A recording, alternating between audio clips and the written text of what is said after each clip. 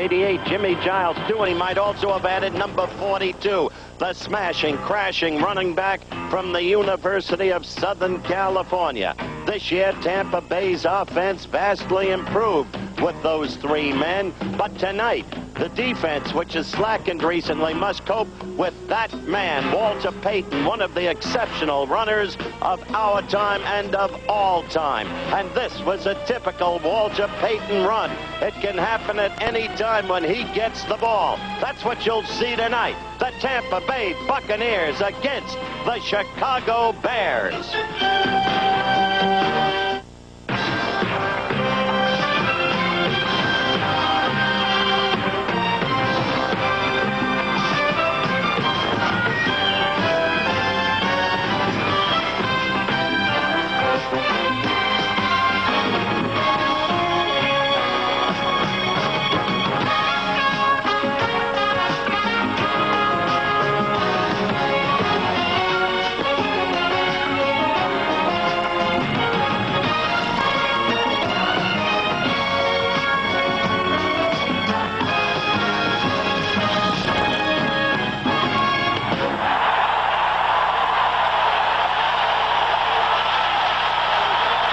From Soldier Field in Chicago, Illinois.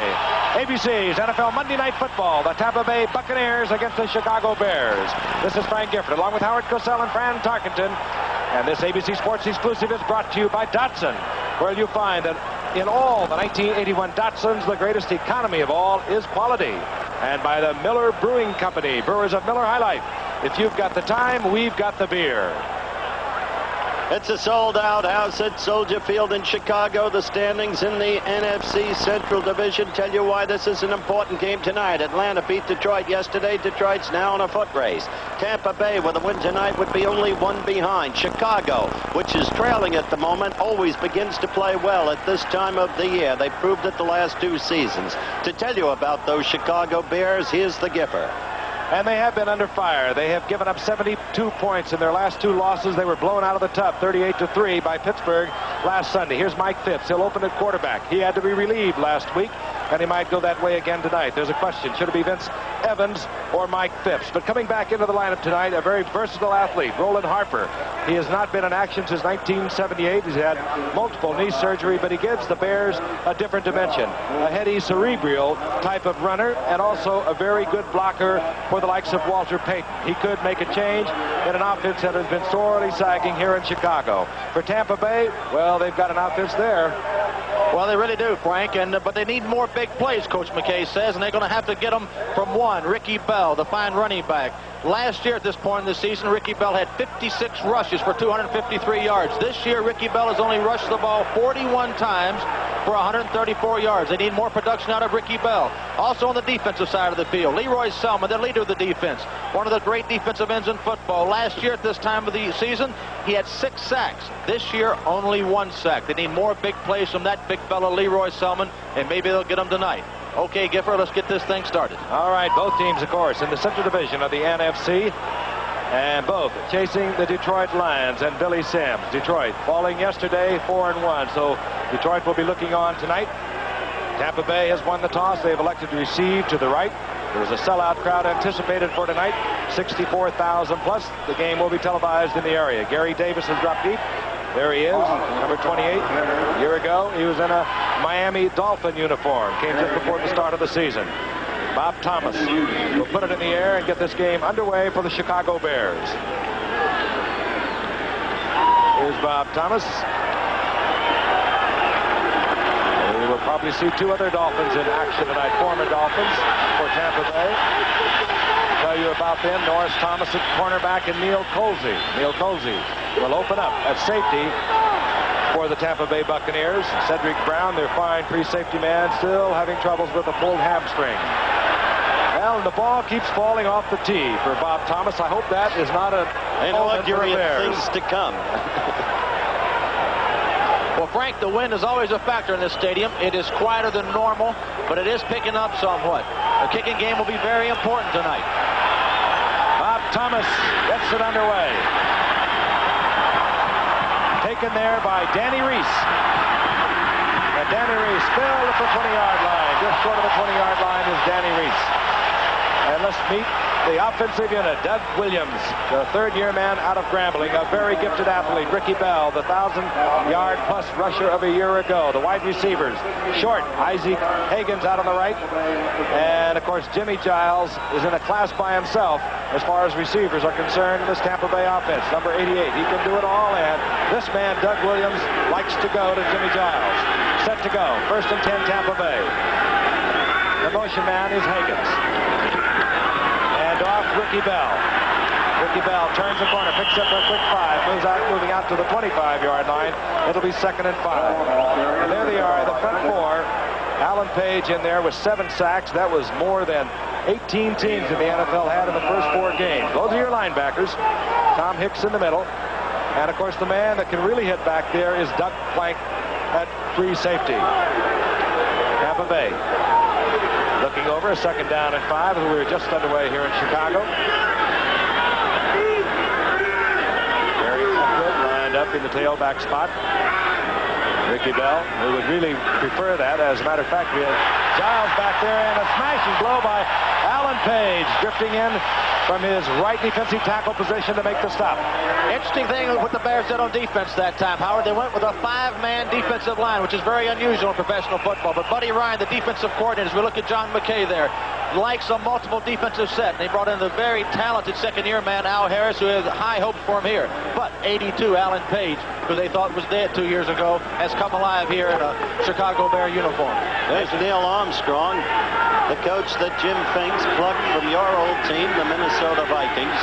A loss of 2, 3rd down and 7. Interesting offensive set on that play. Giles in the backfield. He's now tight end. Williams to the air, going deep. Intended there for his speedy wide receiver, Kevin House. And incomplete. Gary Fencing moving over defensively along with Alan Ellis to make the breakup for Chicago. It'll be 4th down. And the guy that made that defensive play possible was Jim Osborne. Here's the end of the play. You'll see that the ball is slightly underthrown. But the young quarterback Williams was hit as he was thrown by Jim Osborne, number 68, and that caused the underthrown football. On the 4th down, we'll see Tom Blanchard for Tampa. Von Lusby, recently acquired from Cincinnati, drops for the Bears. There he is, number 29, returned punts and kickoffs for the Bengals a year ago. Bears showing the punt rush. They have 10 men at the line of scrimmage. They're coming after it. Blanchard hangs it up, gets it to turnover, but it takes the Chicago Bear bounce and is down at the 43-yard line. Hustling down there, Andy Hawkins. So the Bears begin with excellent field position, Giff. And they'll bring out Mike Phipps. And, of course, the setbacks. The man I spoke of a moment ago, Roland Harper. He could be tentative. He has not played in over a year. Walter Payton, of course, he is something special. He needs 2 yards to become the 7th leading NFL rusher in the history of this game. There's your offensive unit. You might recognize that name, Robin Earl. A year ago, he was playing as a setback. He has now moved up and starting at tight end. Tell you more about the difficulties the Bears have had at tight end as we move along in the game. 1st and 10. They've marked it at the 44-yard line. Good field position. Quickly, the Spitz to Ricky Watts. And down goes Watts. And let's meet the defensive unit. It'll be mostly a 3-4 you'll see tonight, and they've had trouble defensively, oddly enough. This Tampa Bay team that was number 1 in the entire NFL a year ago defensively. David Lewis, he plays that strong outside linebacker, and he'll really give you a pop. There's your secondary and a free safety. We will see Neil Colsey, Cedric Brown with the pulled hamstring in a game that we saw in our first Thursday night game. The opening week of the season could not get back into action tonight. 2nd down and 10.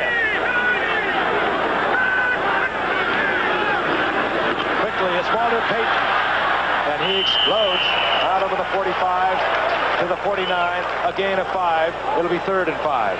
Keep in mind here, Gibb, that the wind again is a factor. It caused that short punt by the Tampa Bay Buccaneers. As an offensive football team, the Bears have the wind with them. This is the time they've got to really make things work for them. They got to score points when you have the wind with you because it's difficult to move the ball against the wind in the stadium.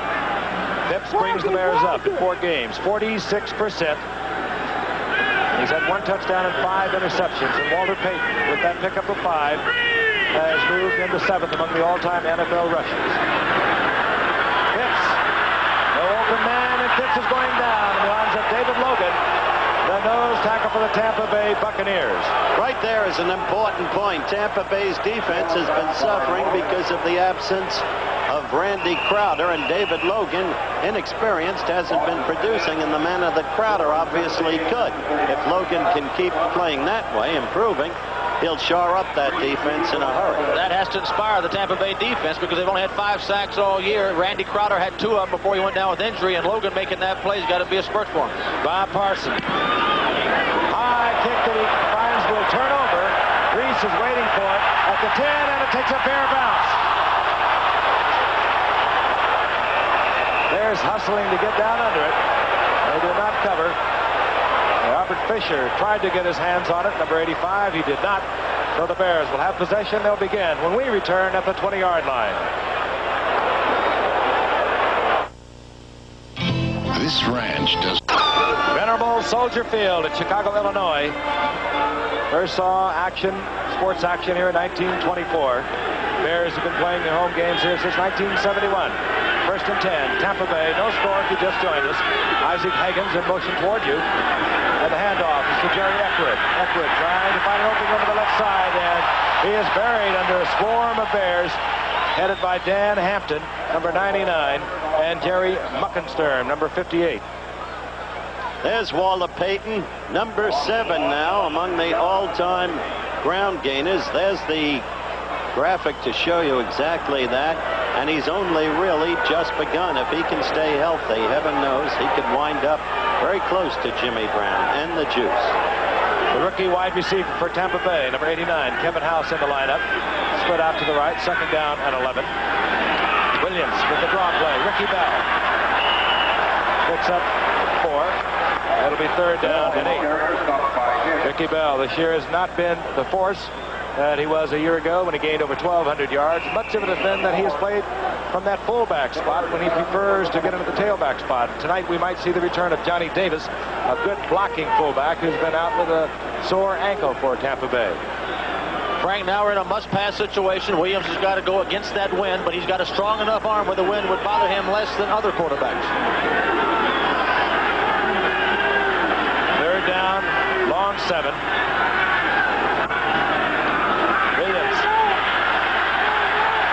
He can run. He'll have the first down easily. And Williams wisely cruises out of bounds at the 35-yard line.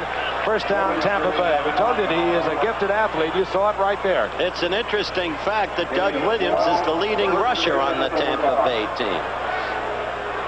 We saw it in our Thursday night game, the opening week of the season, when he pulled the ball down and took it to the 1-yard line on a clutch situation. Tampa Bay, of course, going on to win that game. 10-9. It was Doug Williams who carried them. That's the man, John McKay, who says that the future of our club is Doug Williams. Billy Nelson next to him, he calls most of the offensive plays. On first and 10, Johnny Davis is into the lineup. He's the blocker we spoke of a moment ago. He leads Ricky Bell over the right side for a gain of 1.5 yards. It'll be second down and 8. Jerry Muckenstern, defensive left linebacker for the Bears, number 58, in on the stop. You know, as we've seen the start of this game, there's no question the Bears are an aroused football team. They're playing very hard, very aggressively, and you really see it on the defensive part of the field. They were slightly embarrassed a week ago by the Pittsburgh Steelers. They opened that game in good stead. They just could not get the points on the scoreboard. Then Bradshaw took over and ran them right out of the ballpark. The Bears lose 38-3. Higgins in motion. Williams on second down and 8. The screen goes to Johnny Davis. And Davis dragged down from behind, out close to the 40-yard line, a gain of 3. It'll be third down and 6. Fran, as you know, Williams doesn't use his wide receivers that much, and they're smallish. Frank noted that. Higgins is 5'9". Jones, who's a good athlete, is only 6 feet. Thus, Jimmy Giles, the tight end, becomes his prime target.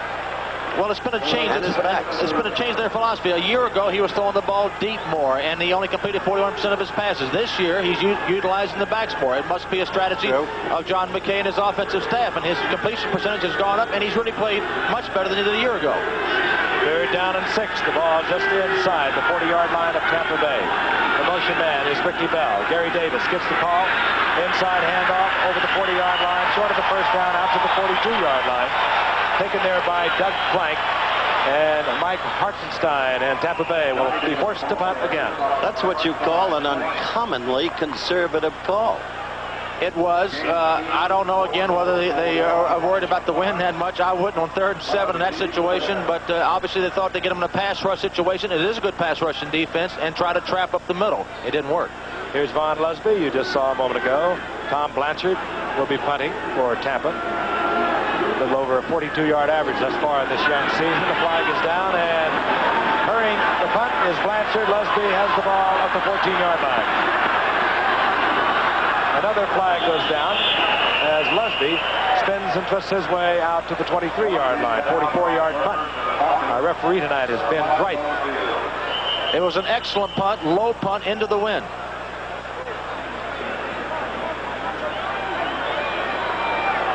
A pair of flags, as I mentioned, down on the field. Ben Wright is going to work it out with his crew of assistants, and then we'll get the call.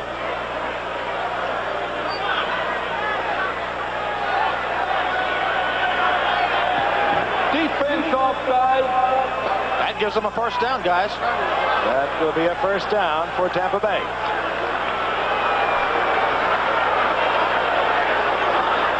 Fourth down and 4, and Tampa Bay will have their first down out over the 45-yard line of the Chicago Bears. The Bears would like to have some of those faces playing linebacker for them.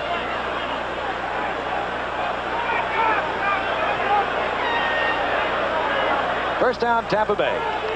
Defense offside. That's a first down. And Chicago 1-3 on this young season. As we look at John McKay, Tampa Bay 2-2. Detroit leading the Central Division of the NFC. They are 4-1. Tampa Bay at their own 46-yard line.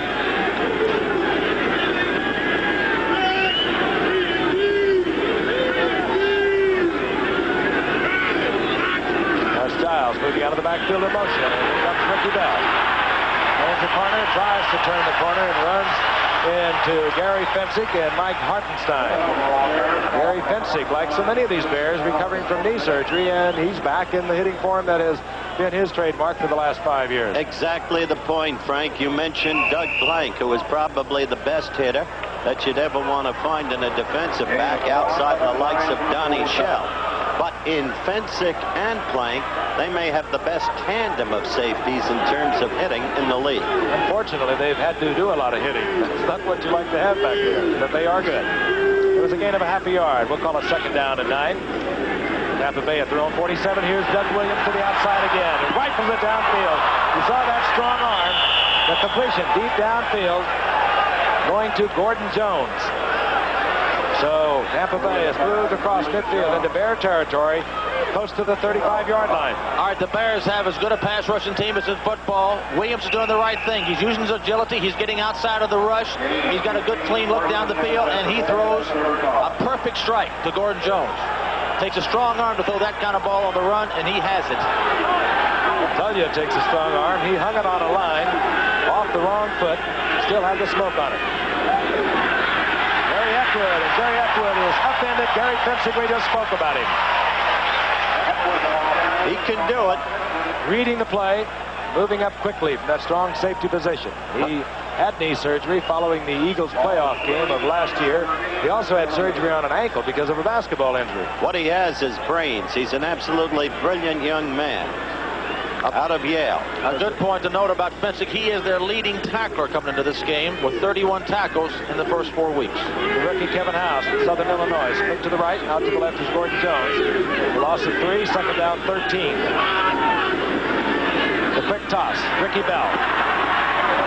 Ricky Bell down the sidelines, and again it was Fensick in on the stop, and a flag is down. Was it Gary Fensick who studied in your class at Yale, I believe, Howard? That's true. That's where he got his brains. I was going to get to that. Maybe a little more subtly. Holding, you saw, indicated against Tampa.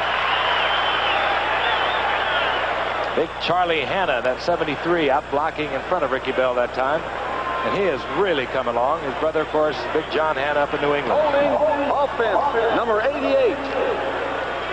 Jimmy Giles. Well, many times on a pitch to the outside like that, the tight end has got the toughest block. At that time, they called Jimmy Giles trying to hold the strong side linebacker, Buccaneers of the Bears. It'll be second down and 23. The ball now back near the Bears' 49-yard line.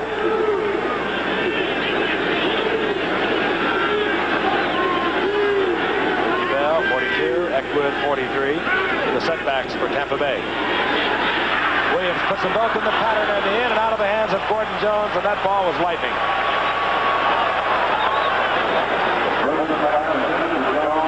It'll be third down, 23.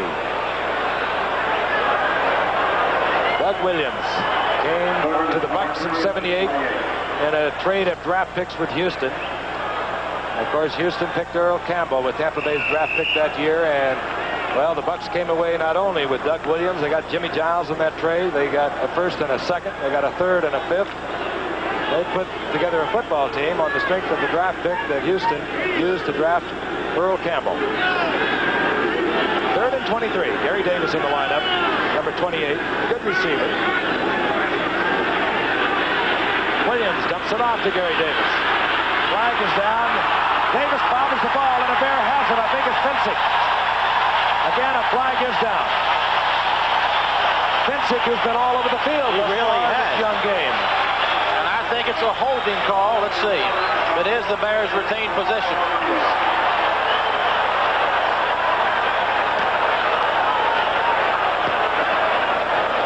Holding offense, number 72. Declining a penalty. First down. Ray Snell holding on the play. Gary Finsick very alertly picked up the bobble ball by Gary Davis, and the Bears had field position. They'll be at their own 41 when we come back. Panasonic calls this VHS recorder Omnivision. I call it Reggie. The Bucs are here, and we are here, and we're going to be all over the airwaves. Coming up at the baseball playoffs, coming your way. College football on Saturday. We'll tell you more about it. The Bucs used up 6 minutes of the clock on 11 plays on that drive before Gary Davis gave it up to Finsick. The Bears now with the first and 10. The ball at their own 41-yard line. Schneigel, number 84, wide receiver. Split to the right. We're looking at Mike Fitz, the quarterback. The motion man is Robin Earl. Play action by Fitz. Fires intended for Schneigel. Incomplete.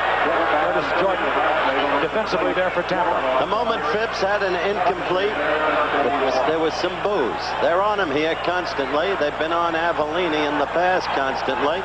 And they'll even get on Vince Evans, too, if he comes in. They've been waiting a long time for a winner here. They haven't had it since '63, even though they made the playoffs a couple of times in the recent years. So Phipps faces pressure, Frank. Coming into tonight, Phipps rated last of the top 14 quarterbacks in the first 4 games of this young season. He looks over a Tampa Bay defense on second down and 10. Inside handoff is Roland Harper, and Roland Harper is nailed there by Neil Colsey. Read the play beautifully, stepped into the line of scrimmage along with Cecil Johnson. Frank, what Neil Colsey did, it was a safety blitz. And a safety blitz is a pretty good defensive strategy when you know they're going to run the football. He stepped into it more than he read the play, did Neil Colsey, and here is Gary Finsick. He turned the ball over to the Bears. I said that's a brilliant young man, and so he is. He majored in finance and business at Yale and could have had a top spot in the business world. Wanted to prove to himself he could play in this league, and how he has. Bears from their own 38, third down, 14. Fitz fires, beautiful strike. Complete out to the 45-yard line to James Scott, and a flag is down at the line of scrimmage. Usually where you get the holding call against the offense, and that's what we have. It's too bad. James Scott. He threw a beautiful ball in there. Yes, he did. James Scott is a man to watch. He came out of the World Football League, the late and unlamented one, and he joined the Jets during the brief era of Lou Holtz. Holtz didn't like him. Let's look for the call here. Holding offense, number 70. He missed practices. He was late for practices. Holtz took as much as he could bear. But when the Bears got him, he started to come around and showed his real talent. As for Phipps on that throw, Frank, I think Jim Finks, the general manager of the Bears, fell in love with Phipps when he had a very good year with the Cleveland Browns and almost upset Miami in the playoffs, and they're unbeaten yet. Right now, Phipps has his problems. I would say so. Looks out over a third down and 23. to Walter Payton, who bobbles the football incomplete.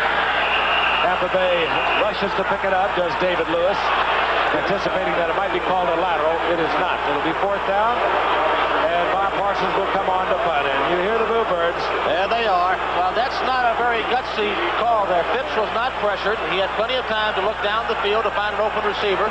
He released too fast out to Walter Payton.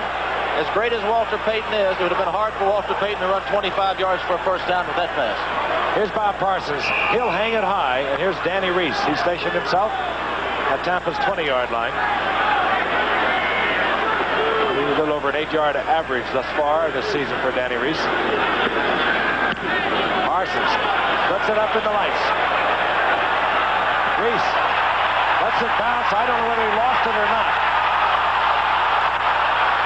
Reese gets back to the 15, and a flag goes down. Probably a clip. 58-yard punt by Parsons. It appeared as though Danny Reese might have lost it. And the Bear is down at the 10-yard line. And Tampa Bay is going to have very poor field position. Otis Wilson, #1 draft pick from Louisville for the Bears, is being treated there at the 10-yard line. A very important man in the Bears' future. No penalty. That's a thrown flag, I presume. But I like it. When you make a mistake, you correct it. And that is exactly what happened. Referee Ben Rice says no penalty. And when we come back, Tampa will have the ball at the 15. This is an all-night.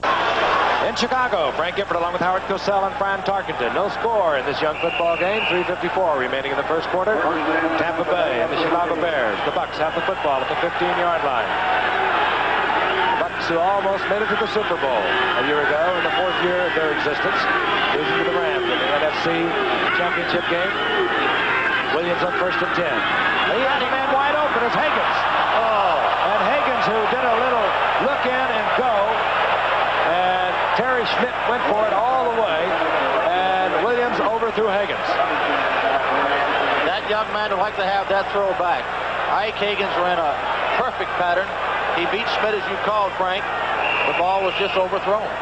Well, what's interesting is he's beginning to throw to his wide receivers. He started hitting Jones successfully last week against Cleveland, and he's thrown to Jones 3 times tonight so far, and then to Higgins just now. And the Bears now have a 5-man defensive front. 2 tight ends. Now, Jimmy Giles, 88, Obradovic, 86, in for the Bucs, 2nd down and 10. Reading the blitz, and Williams tries to go to the slant man. Coming across the middle was Gordon Jones, but Dan Hampton got a big hand on him. There's a story about Dan Hampton. Now, he was a first-round draft pick last year for the Bucs, or rather for the Bears, and they got that draft pick from Tampa Bay when they traded Wally Chambers to the Bucs a year ago. And their plan was to play Hampton inside with Harris from Arizona State outside. They switched that plan. Hampton, because of injuries, they moved Hampton outside. He's been great. Now when they put Harris in, they get the kind of pass rush we saw early. We see Gary Davis once again for Tampa Bay on the passing situation. 3rd down and 10. The ball at Tampa Bay's 15. Williams under fire. Gets it off to Gary Davis. Short of the first down at the 22, and Tampa Bay must punt again. Defensively, the 5th man in that set backfield for the Bears was Winfred Gaines on the stop. Howard, I am impressed with the Bear defense. They have come out tonight smoking this team that was really embarrassed a week ago against the Steelers. There is Vaughn Lusby deep for the Bears. Tom Blanchard to punt for Tampa Bay once again. Lusby anticipating the punt of Blanchard at his own 40-yard line. So the Bears, things go as they would like to see them go, will have good field position. Blanchard puts this up high. Lusby. He doesn't go with the fair catch in Tampa Bay, and he have it. He got it. I don't know. There's a mad scramble, and no. A Bear got in there and ripped it out of the arms of a Buck. Tampa Bay should have had it, Howard. Yep, it appeared he had it within his grip. He did, and he let it get away. Lusby, whom I mentioned a moment ago, returned punts and kickoffs for Cincinnati a year ago. Did not go for the fair catch. And he was hit right there and hit solidly by Tony Davis. And the ball bounded around. That's the man. That's the man who should have had it. And the man who is all over the field for the Bears defensively was right there. And, of course, Doug Plank. He comes up with the fumble recovery, and the Bears have the football at the 45-yard line. That, of course, that lady is the mayor of Chicago, Jane Byrne. It's been a big day in Chicago. The President of the United States has been here. A lot of traffic, a lot of action all over town. I wonder if they smiled at each other. They haven't been all that friendly. Bears have the football, 44-yard line, 1st and 10. Oop, and Tampa Bay Buccaneer, Dave Logan, moves off sides. And we spoke to field position thus far in this young game. Chicago has had the ball in their own 44, the 41, and the 45. Tampa's had the ball at their own 20. The 20 once again in their own 15. But Tampa, Encroachment. He made contact. but Tampa Bay is much dominant in time of possession, as you see there. And also, Tampa Bay will lose the win in 2 minutes and 50 seconds. And as Fran has pointed out, it's quite a factor here in Soldier Field. Still no score if you just happen to have joined us. And off to Walter Payton. Payton spinning and twisting and somehow managing 3 yards out of what should have been nothing. Dewey Selman made the stop in.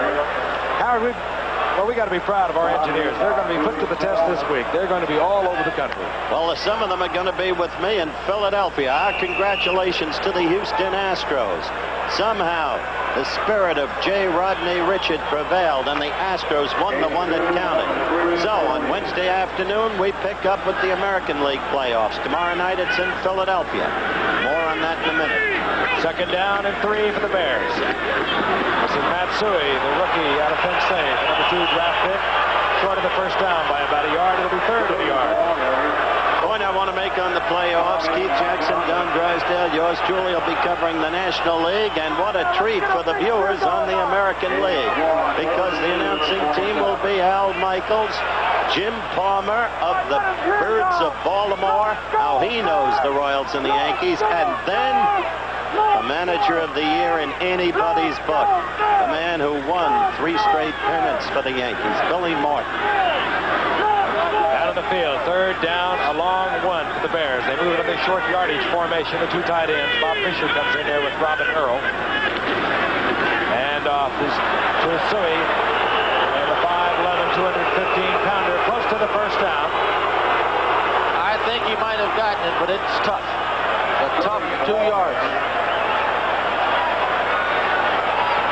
Matsui, who put up some pretty good marks at Penn State. Frank, as we look at the measurement here, the one thing the Bears have had, as you pointed out, they've had field position. But this first quarter is winding down with 1:21 left. They have not threatened the Buck defense yet. And this field position will turn over in the 2nd quarter. The Bucks will probably have good field position. Here's the measurement. It's going to be very close.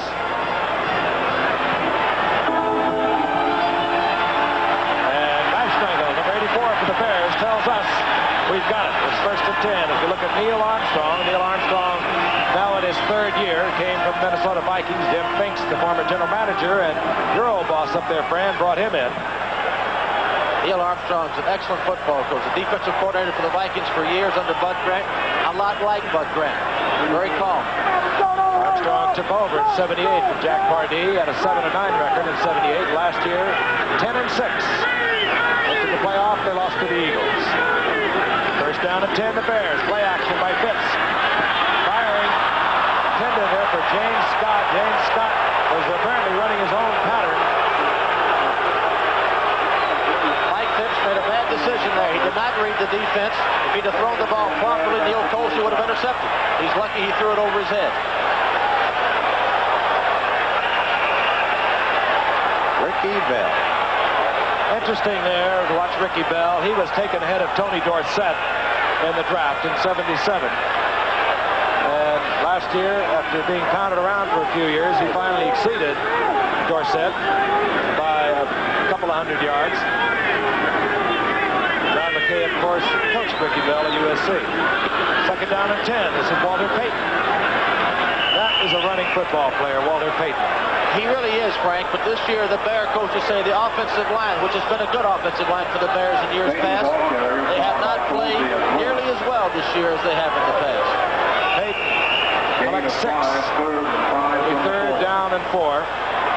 thus far this year at 65 yards against Green Bay. He exploded against New Orleans for 183. He had 39 against Minnesota, 60 last week against Pittsburgh. If they're smart, they'll throw a pass here. It's the last pass they'll get before they go against the wind. They're down 4. Final seconds ticking off here in the first quarter with no score. Here comes a safety blitz. Phipps reads it. He had Scott open, and he overthrows. And Phipps knows it better than anyone. Yep. He'll have a 4th down. Nobody said it'd be easy, Michael. To his credit, he has not had an opportunity really to work much with James Scott, who's been suffering from a hamstring pull. He missed 1 game, nor has he had a chance to work with the second-year man, Ricky Watts, who's had a very sore ankle. He has also missed a game. We see Bob Parsons. He is a very good corner kicker. Let's see if he can get it inside the 20. Former quarterback and tight end, I might add, also Bob Parsons. He just hangs it high. Trying to get some of his own folks down there to kill it inside the 5, but they do not. It's a touchback. The Tampa Bay will have possession. They'll have possession once again at their 20-yard line, and the first quarter has expired. So Tampa now will move with the wind. The Bears against it. At Budget Rent-A-Car, you're number 1. I'm sure. Here in Chicago, Tampa Bay has the football. Tampa Bay, now in their 5th year of existence in the National Football League, the Chicago Bears, their 61st year, and Papa Bear of them all. George Hollis sitting nearby us here in the press box. The Bears struggled through that first quarter with the wind at their back. Williams hands off to Ricky Bell. Bell dragged down by Dan Hampton, the second-year man out of Arkansas. The stats of the first quarter, interesting to say the least. Yes, very. 1 yard gained by Chicago with the wind at their back. Hardly prepossessing. In the meantime, Tampa Bay not doing much with its opportunities. And the interesting thing about Chicago is they had good field position throughout the quarter. Couldn't do a thing with it. Phipps throwing sidearms, sailed the ball. Did you ever see a sidearm pass that was good? I saw one great one. Y.A. Tittle. That's the only only accurate sidearm throw I've ever seen. He was truly accurate. Second down and 8. Picked up from 2 by Ricky Bell. Williams fires it out to Higgins, and he leaves it there incomplete. Tampa now going with their 2 tight ends. They've been doing this quite often. They bring in former roommate of George Brett, Jim O'Bradovich, El Segundo High School. That's and his George claim Brett to was a fame. running back. But the only problem, he can't hit as well as Brett. I tell you, if we had Bradshaw quarterbacking one of these teams and Zorn the other, we'd have a football game. You've got really 2 quality teams out here. Both of these teams were co-favorites to win the Central Division title. Chicago's having big problems at quarterback. Williams has played pretty well this year, but tonight he hasn't got him unlocked yet. And he's had a lot of things happen to him, like you saw in that play a moment ago. A lot of drop footballs. He had many of them against Dallas in a great show 2 weeks ago. On 3rd down and 8. That ball deflected, and it was fortunate for Tampa Bay. It was not picked off. Intended for Jimmy Giles. Williams now 4 of 10, 31 yards. Tampa Bay will punt.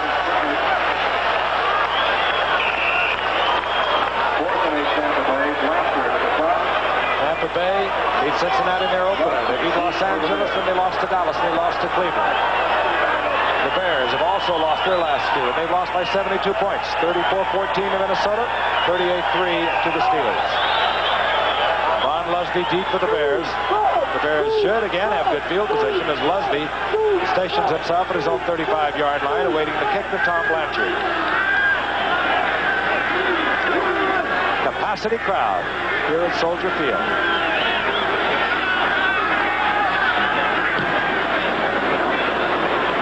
Not a high kick. Lusby fields it and then steps out of bounds at the 35-yard line. So the Bears again will have good field position. 43-yard punt by Tom Blanchard, and we'll be returning to Chicago in just a moment. Carnival time in Chicago for Monday Night Football. The Bears have the ball. First and 10 at their own 35-yard line. No score. Early moments of the second quarter. First and 10. Quarterback remains Mike Phipps. Dave Williams, 22. Walter Payton, 34. The setbacks. This is Williams. Williams taken down from behind by Neil Neil Colsey, who made the start tonight. And Tampa Bay has really had their problems defensively because they've been shuffling folks around back there. Cedric Brown, their fine free safety, has been unable to play since the first week of the season. They tried Curtis Jordan at free safety. That weakened them all through their secondary. So now they brought in Neil Colsey to start tonight. If we talked about being impressed with the Bear defense, I'm also impressed with the Tampa Bay Buccaneer defense. They've only given up like 2 yards and a little over a quarter of play. Can't do much better than that. Second down and 8.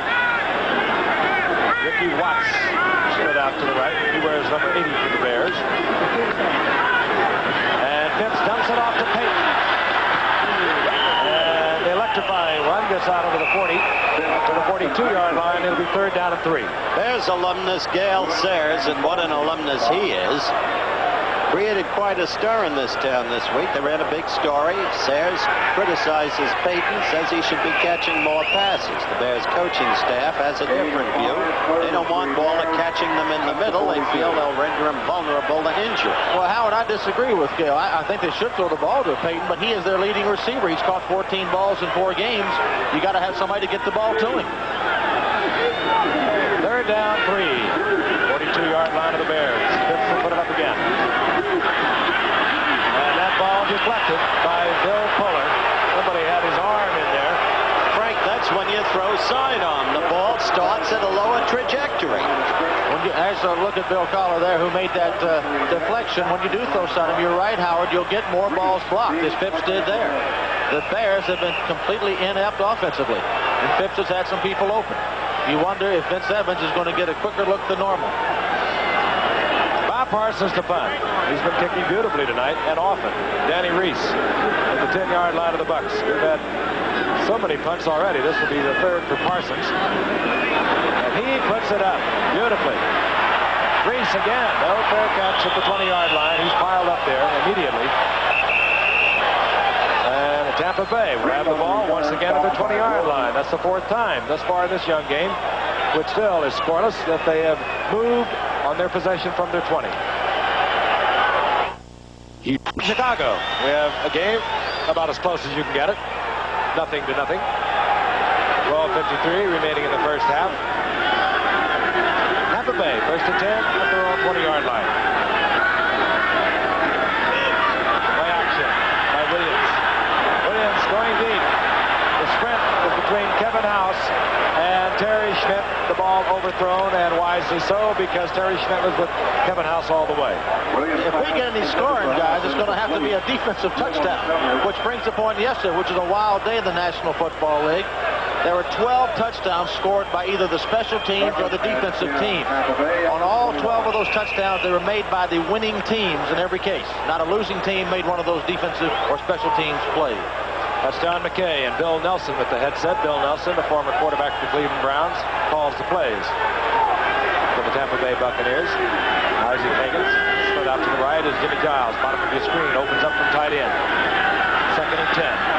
Ricky Bell. And Bell gets a move on one Bear and gets close to a first down. He'll be short at the 30-yard line, however, by about a yard. Terry Schmidt defensively there for the Bears.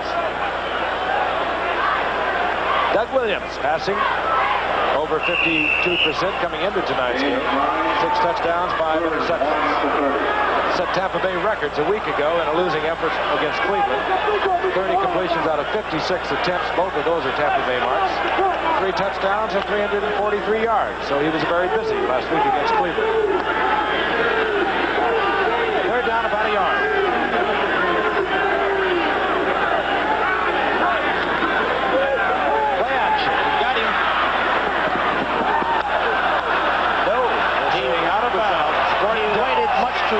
Much too late. He was open quickly on that kind of play. You got to get him the ball right after you come off the fake. Doug Williams waited too long and he ran out of field. Here it is. Right there, he should be throwing the football. He waited too late.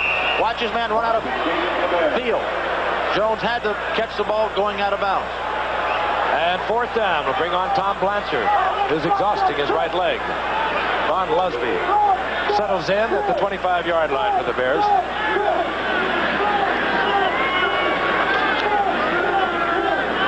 Well, yesterday we had 4 block kicks for a touchdown. Off the side of the foot of Blanchard, taken there by Lusby on the dead run. And Lusby puts the Bears again in good field position at the 41-yard line. It's the 7th punt, or rather the 8th punt, thus far of this young ball game tonight. We'll be back at Soldier Field in Chicago right after this message.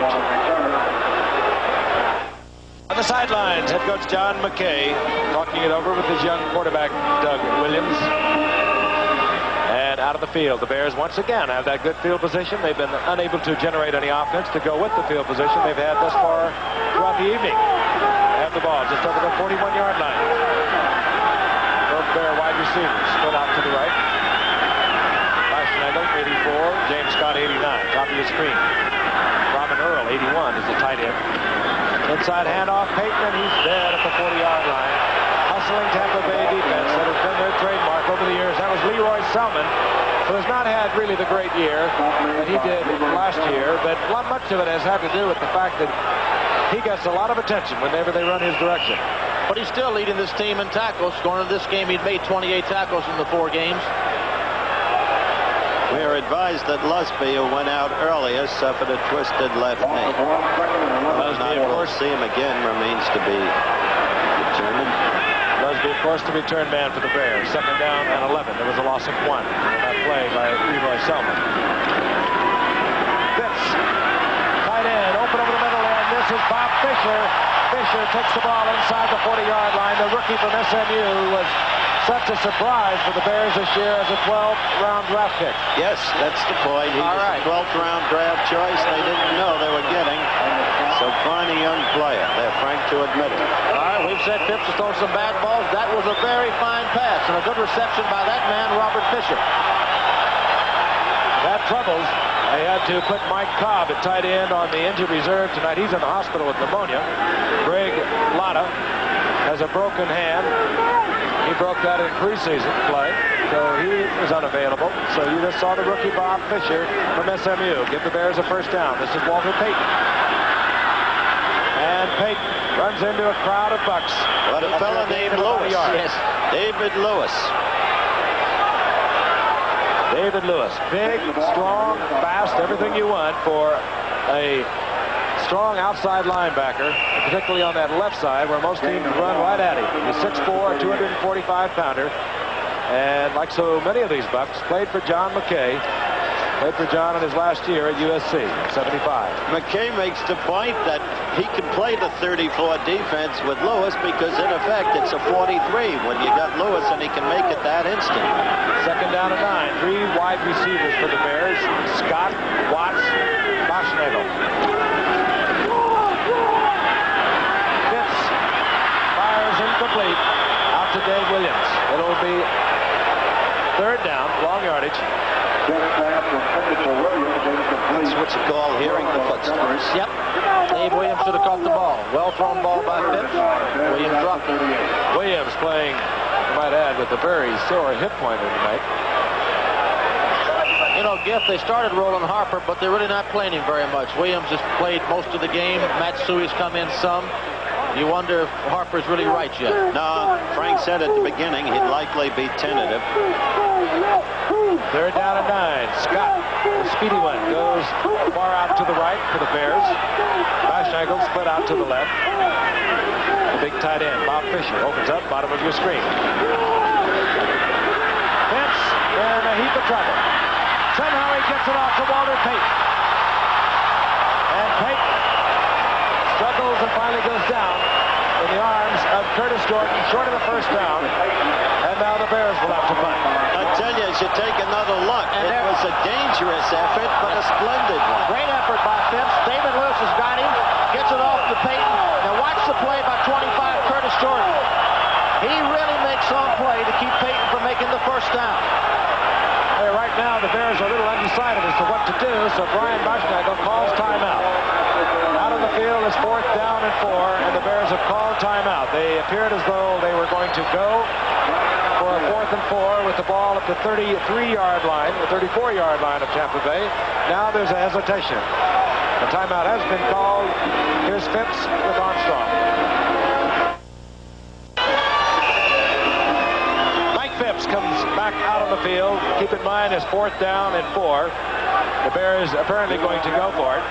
And also keep in mind they could be trying to draw Tampa Bay off sides. I would think 5-yard offside penalty would give them the first down. and they'll probably have to throw it if they're going to have any chance of getting it.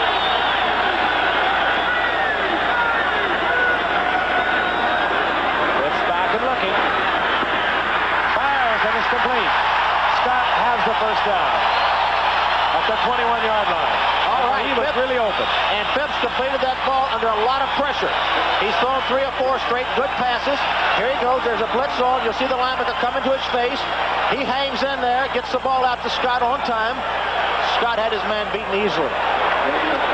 Mike Washington, the cornerback, who in a blitz situation, as all cornerbacks know, he will be man for man. And he laid a little off. And Scott made the square out move, got the Bear first down. Bears deepest penetration. Fifth down, 5 of 11, 44 yards. Walter Payton. Payton squeezes out a couple, get maybe 3. It'll be second down and 7. And we're going to pause 5 seconds right now and allow our local stations around the country tell you who's bringing you the football game. WLS TV, Chicago. 8:20 and the clock is moving. Remaining in the first half from Soldier Field in Chicago. Frank Gifford along with Howard Cosell and Fran Tarkenton. Seesaw battle between the 20-yard lines with both of these teams. The Bears now with their deepest penetration. They have a second down and 7. No score, of course. Ball at the 17-yard line. Quick toss. This is Williams, Dave Williams. Williams turns the corner and taken down from behind. Short of a first down. Out there quickly was Leroy Selman after he spun off a block.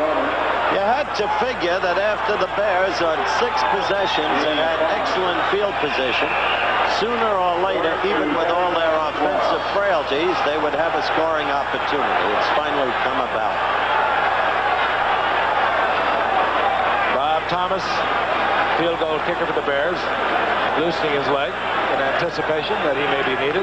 Out of the field, third down, a long yard for the Bears. In this situation, you got to figure you've got 2 downs to make. Another timeout. This is unforgivable. You don't use up your timeouts in the middle of the game. Well, I think the Bears have now used up 2 timeouts. They only have 1 left.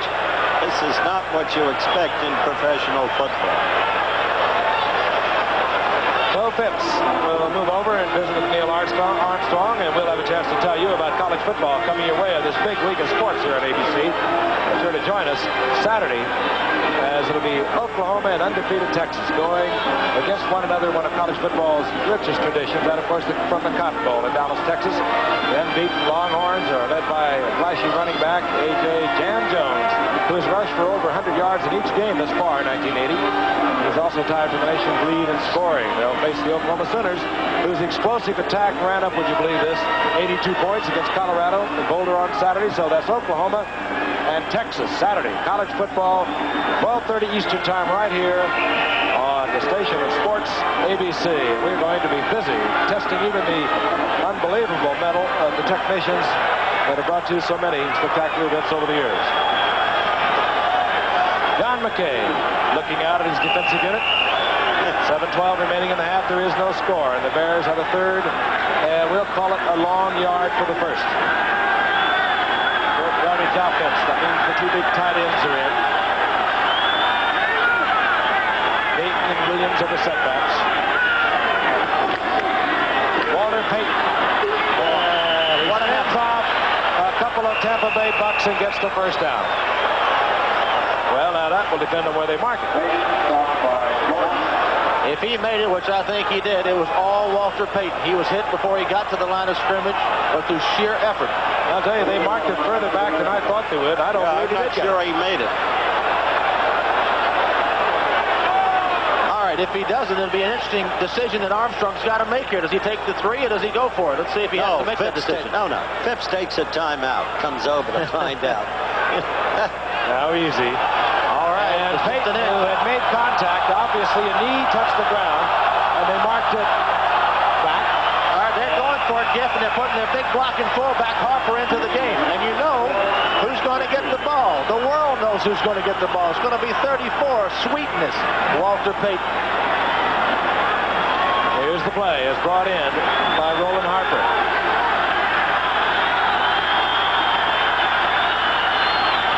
They got to be coming left.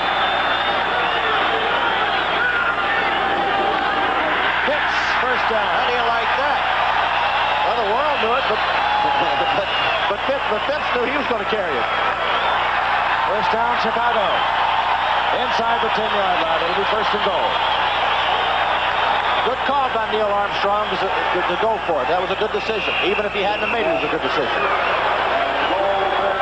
Mike Fitz, who joined these Bears in '77 from the Cleveland Browns, as Howard mentioned earlier. It is the toughest place to have the ball, the 9 and the 3/4 yard line to get in. I always thought in this situation you're better to pass the ball 3 times. 56 yards they've gained. Bears come firing out of the huddle. Walter Payton. Well, they should And a swarming gang tackling bunch of Bucks headed by Richard Wood. They stop Walter Payton for a loss. Now you put yourself in a very difficult offensive position. Yes, indeed, to put it mildly. There's not much room down there to throw the ball anyway, and now with 2nd and 12, you've got to throw. The defense knows you got to throw. It's tough. Tampa Bay has traditionally defense Peyton better than any other team in the league. Yep. Now the thing the Bears don't want to do here is turn the ball over. Get your sure 3. You can get a touchdown, fine, but don't lose the ball. Loss of 2, 2nd and goal at the 12. Fitz. Incomplete. That's the sidearm again. That's why you'll see so many of his passes batted down. That's the size of David Lewis. He put that big arm up. He's 6'4". Great players make great plays. David Lewis, you saw, just made one there. It'll be 3rd down and 12. Robin Earl brings the play in. They'll have to bring it in quickly. The Bears have already expended 2 of their 3 timeouts. Well, if he's going to score, he's got to throw it to the end zone. There ain't no first down to be made. Here comes the blitz. My goodness. And Payton, who wanted to reverse the ball, I do believe, Well, had to keep it because Ricky Watts was caught in the middle of that blitz and he could not give it to Watts. how can you boo Phipps on that? The play was sent in. You got to boo Bill Nelson. There's no booing. That was a great defensive call at just the right time. They got their safety blitz right in the middle of a reverse. Yes, but on 3rd and long, you're going to have an outside pass rush, Skiff. That's the hardest time to make a reverse work. 4th down, and here is Bob Thomas. They're lucky they didn't fall out of field goal position. Walter Payton made a great play by not trying to hand the ball off. 30-yard attempt. Thomas, who is 5 out of 6 for the year, is now 6 out of 7 for the year, and the Bears are on the scoreboard. Bears leading the Bucks 3-0 with 4:37 remaining in the first half. 1 goose egg is erased. More than 7 minutes on a 13-play drive before settling for 3 points. They lead the Tampa Bay Buccaneers 3-0. Set to kick off Bob Thomas. Deep for Tampa Bay is Gary Davis. Thomas, not a long kicker. Gary Davis will take it at the 10. Gary Davis around the corner. And Gary Davis brings Tampa Bay out close to their own 45-yard line before Robert Fisher made the stop. I respect this player, Gary Davis. He's from Cal Poly in Louis Obispo in California. He was one of those Bobby Beathard lower-round draft choice specials with Miami. He appeared on the verge of becoming one of the stick-out running backs in the league, and he can catch the ball, too. For some reason, Shula soured on him and unloaded him. Gary Davis came with Norris Thomas at cornerback from Miami just before the season started. This is Eckwood. Well, Gary Eckwood picks up a couple. It'll be 2nd and 8. This is far and away the finest field position, the only good field position that Tampa Bay has That's had. right. Let's see if they can do anything with it. They put up a nice fence for Davis, and he used it well. Yes, he did. There's Walter. Must be frustrating for such a great running back. Look at that. Payton, 9 rushes, 11 yards. That's not sweetness. Well, he's doing everything he can do, but he's got to have a little bit of help to do any better. Kevin House, the rookie, number 89 from Southern Illinois, comes in for Tampa Bay on the 2nd down and 8. And off Eckwood, and Eckwood finds an opening, and Eckwood has a first down at the Bears' 45-yard line before taken there by Gary Fencing. Now Williams has 3:30 to go. Let's see how he uses the clock, and let's see if he can drive them down and in. Yeah, there's a fine athlete, Eckwood. Not only is he a gifted runner, as you see right there, but he set a club record catching 10 of Doug Williams' passes a week ago against Cleveland. First Tampa Bay first down of this quarter, and we have 3:13 remaining. All just inside the Bears' 45-yard line. Williams with play action. Has the time, and he fires, and again it's dropped by Gordon Jones. Well, I'll tell you, Williams did a superb job there. He waited for Gordon Jones to uncover. He delivered a perfect ball, but the quarterbacks need ends to catch it. They can't do both.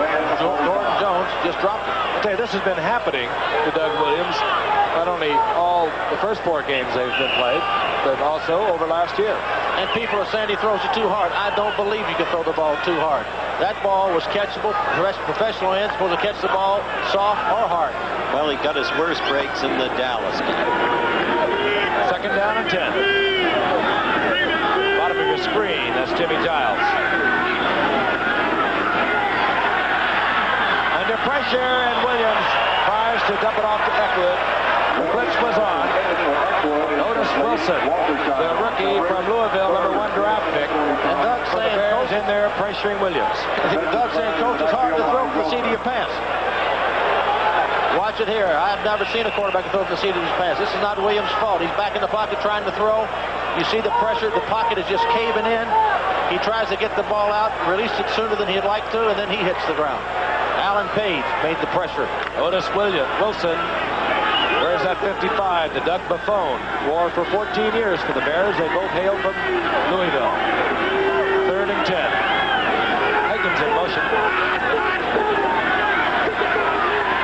Williams got a man. And Jones gets the rebound and holds on inside the 25-yard line. Where this time Gordon Jones took quite a lick. He came up with the football and held on for a Bear first down at the 23. And watch this here. Terry Schmidt, 44, makes a great play. He's beaten by Gordon Jones. He jumps out in front, tips the ball up, but Gordon Jones, with good concentration, made up for his drop. He caught it, and then he got hit by Mr. Plank. That was concentration because Plank really pounded Gordon Jones, and yet he held on to the football. Plank shaken up, but he's up on his feet once again. 1st and 10. 22-yard line, they mark it at the Bears.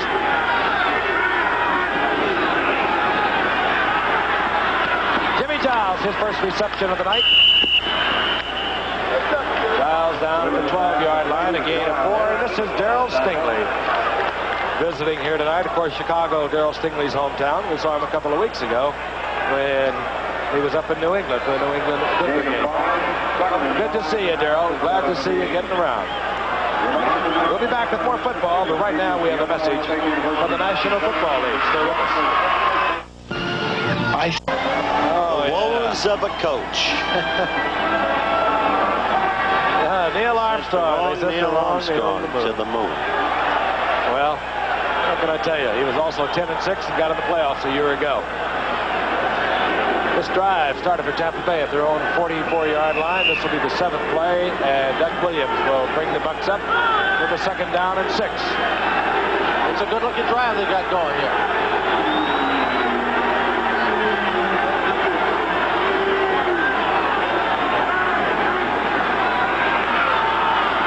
This is Eckwood, and Eckwood gets inside the 15. Down around the 13-yard line, short of the first down. It'll be 3rd down on long 1. Williams in the same situation Phipps in. They want the touchdown, but you don't want to give it up on a turnover here as this first half is closing down. You want the 3, sure 3. If you can, touchdown is fine. Seconds ticking away. Tampa Bay, however, has 3 timeouts. Inside a minute and a half remaining in the first half. Ricky Bell to a first down. Again, it will be where the officials determine his momentum carried him. Clock stops with 1:15 as Garo Yepremian warms up on the sidelines. The milliner. Well, McKay may have the same decision that Armstrong did. If it's short, does he go for the first down like Armstrong did, or does he kick the field goal?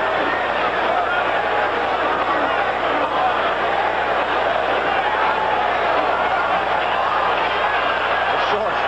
Short by inches. It's the exact same decision. Interesting, isn't it? It is. The Bears went for it. Let's see what they do.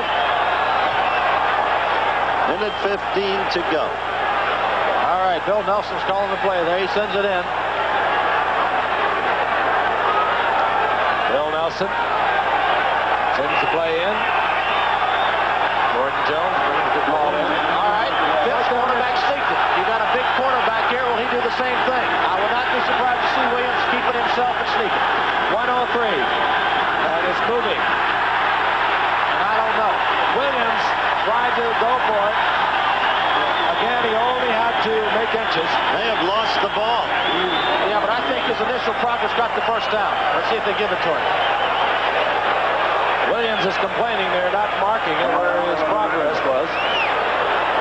We'll have another measurement. I think it's the toughest decision a referee has to try to figure out where to mark that football.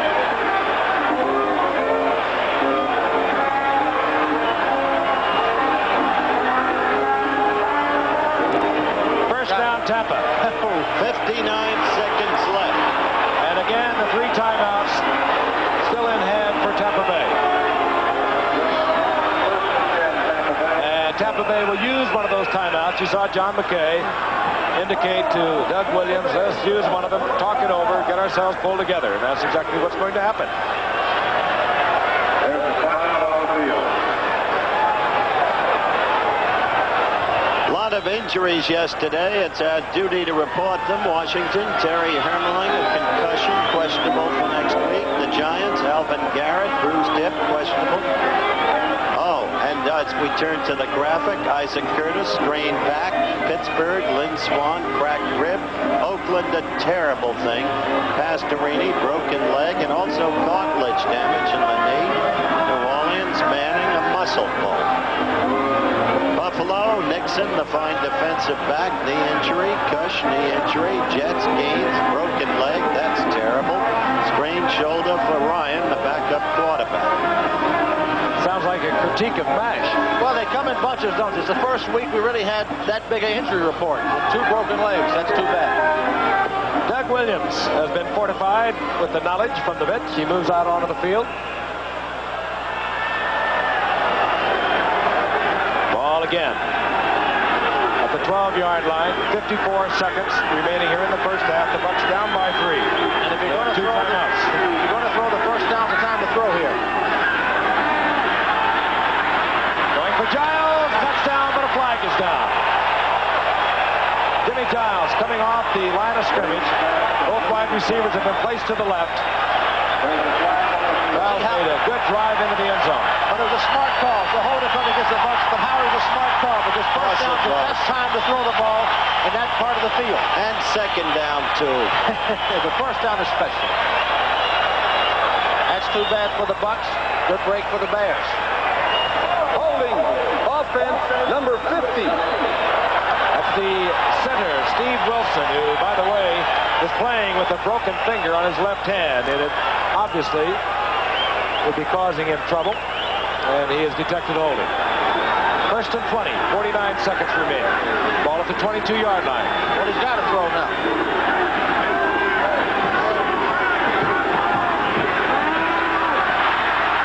Williams has to get rid of it early. Tries to go to Ricky Bell, incomplete. Gary Muckenstern. This game Out is there not an covering Bell. advertisement for the National Football League. But I want to talk about 82, Alan Page. Oh, he was there, wasn't he? Pressured him again, and he's playing just as good a football as he's ever played in his life. And that's about as good as any defensive tackle can play. You know, he started his 188th consecutive game tonight. Amazing football player. And he weighs 200 and what, 28? 228 right now. He came into the league really about 270. He's a marathon runner now, but he's some kind of football player. Second and 20. Ricky Bell single setback for Tampa. Williams intended for Giles, incomplete. Defensively back there. Tom Hicks, the middle linebacker, number 54 for the Bears. And another holding call, again indicated against Tampa Bay.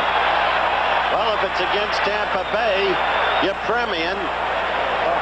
They got to accept the holding call, although it'd make it third down and 20 or so without it. I think they got to accept it, push him back. Now your premium may be close to out of his range.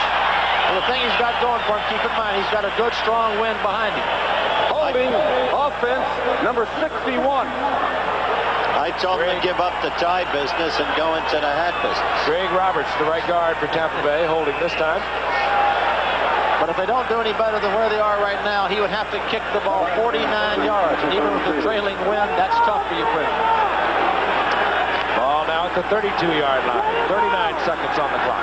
What's important now is not so much the touchdown, but to get the ball 10 to 12 yards down the field to give the Premium a better shot at it. Down, of course, remained the same, 2nd and 30.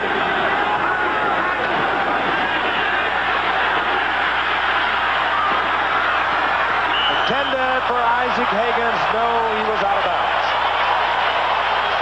And Williams again holding on to the last possible moment before releasing, and he gets pounded. He is taking a pounding, and that's going to tell on him too. As big as he is and as strong as he is. Here goes Doug back in the pocket. He's trying to hit Higgins down the field. The deep pattern takes a lot of pass protection, which they don't get. Big Hampton comes in and gently puts him to the ground. 33 seconds now. 3rd down, 30. You would like to see him throw an intermediate pass here. 10 to 12-yard pass is really what he needs to do.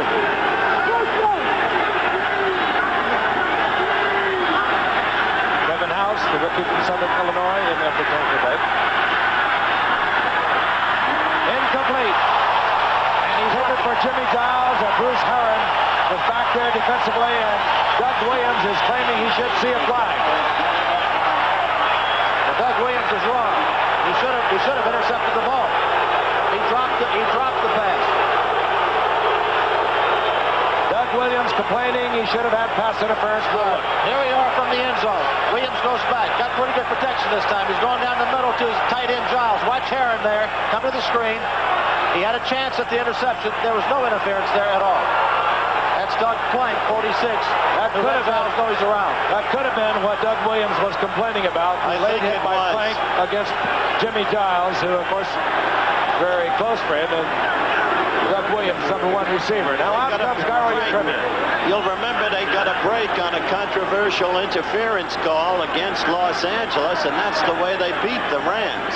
But you don't get those every game. Oh, Doug Plank did not make a bad play. He had to hit him. He didn't know whether he caught it or not. There wasn't the referees were absolutely right. And now we got your Premier with the wind at his back, 49 yards. Tampa Bay down to 1 timeout. Gary Yepremian, he's setting up what appears to be a 49-yard field goal attempt. I don't know whether Garrow still has that in that leg. Has been kicking for some 13 years. But he's out there looking confident. Well, against the Rams in our Thursday night game, he made one from what, 40? Did he make one from 45 or so? Without a wind at his back. 43 against the Rams. Hit the crossbar, I might add. Yep. So Giles being administered to there. This win is worth 6 yards to him, so he's got enough leg to make it. Gary Yepremian, 12 of 16 last year in New Orleans. Had been 9 years in Miami. He was 3 years at Detroit. And now in the uniform of Tampa Bay. All right, here's the play. You see Herron make almost the interception. Here's Plank. And he spares him. I think that maybe Williams had a legitimate complaint. It was late. It was sparing. All the things that we're not doing anymore in pro football. Block.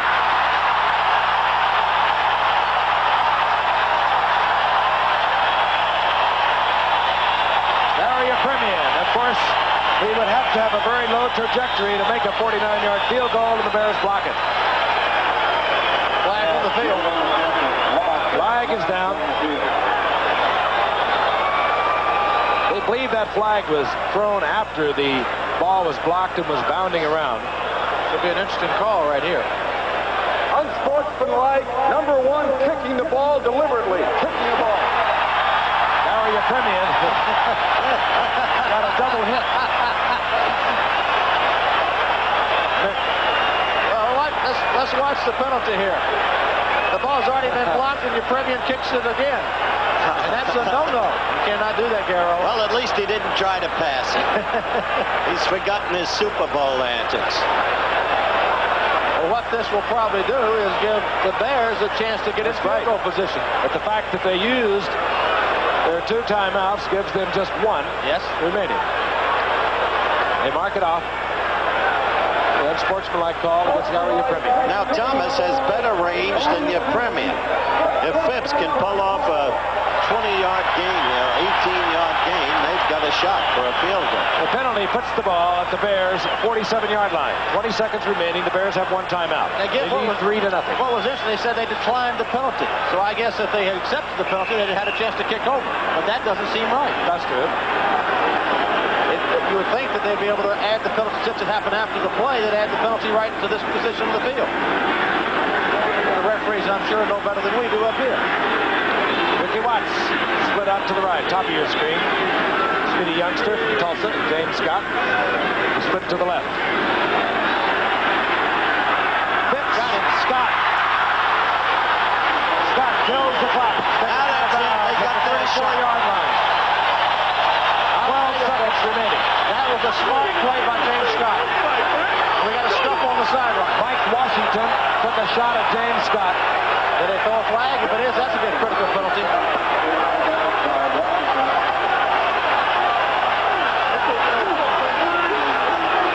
Tippers flaring here. There's no flag. And the ball has been marked inside the 33. Here comes Scott. He does a smart thing, gets the ball, comes out of bounds. Let's watch it. Let's watch this. I still don't see it. Comes very late. There is Washington, number 40. Shoved Scott. Well, one more completion and they're in field goal territory. They got 1 timeout left. 12 seconds.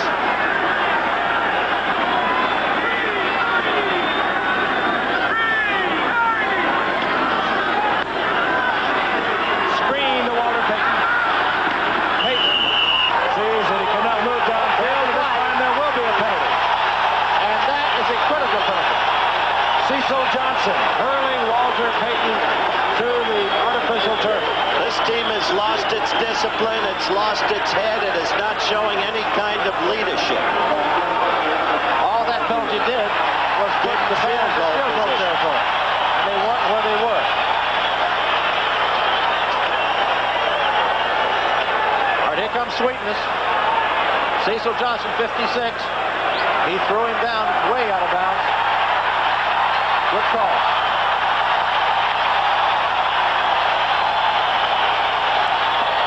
Personal foul, unnecessary roughness, number 54 on the defense. First down. I believe they had that number wrong. It was number 56. If you're right again. Ball inside the 16-yard line. And remember where we were a few seconds ago on the clock? Tampa Bay. Well, this is an interesting Going play. for a score. 7 seconds left. They better do it quick so they have a chance to kick a field goal.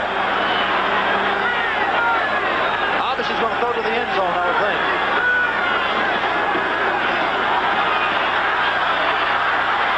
And Mike Phipps throws it away. 3 seconds on the clock. And we will see the field goal team coming out for Chicago. Bob Thomas. There he is. That, my friends, was a good, smart throw by Phipps. He didn't have him open. He got rid of it quickly. You take a chance. Had he been wide open, Phipps would have tried to get it in for 6. When he saw that it would be even close, he did not try to force it. Stop the clock at 3 seconds. Thomas has already hit from 30 yards out. This attempt from 32. No. Time has expired here in the first half. And not one of the more crisply played games you'll ever watch. The Bears lead the field with the 3-0 lead over the Tampa Bay Buccaneers. Bob Thomas missing from 32 yards out. Stay tuned for halftime activities.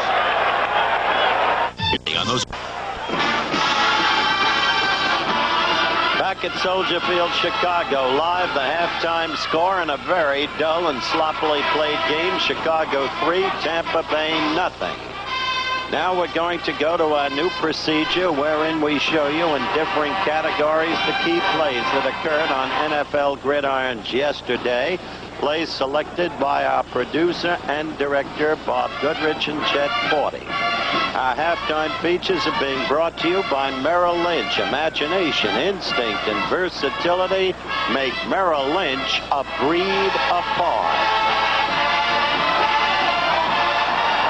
For the best passing performance of the day, it was Vince Ferragamo, quarterback, L.A. Rams. This year he's completed 70 of 98 passes, 8 touchdowns. Here were 2 of the 4 he scored yesterday. That one to Cullen Bryant.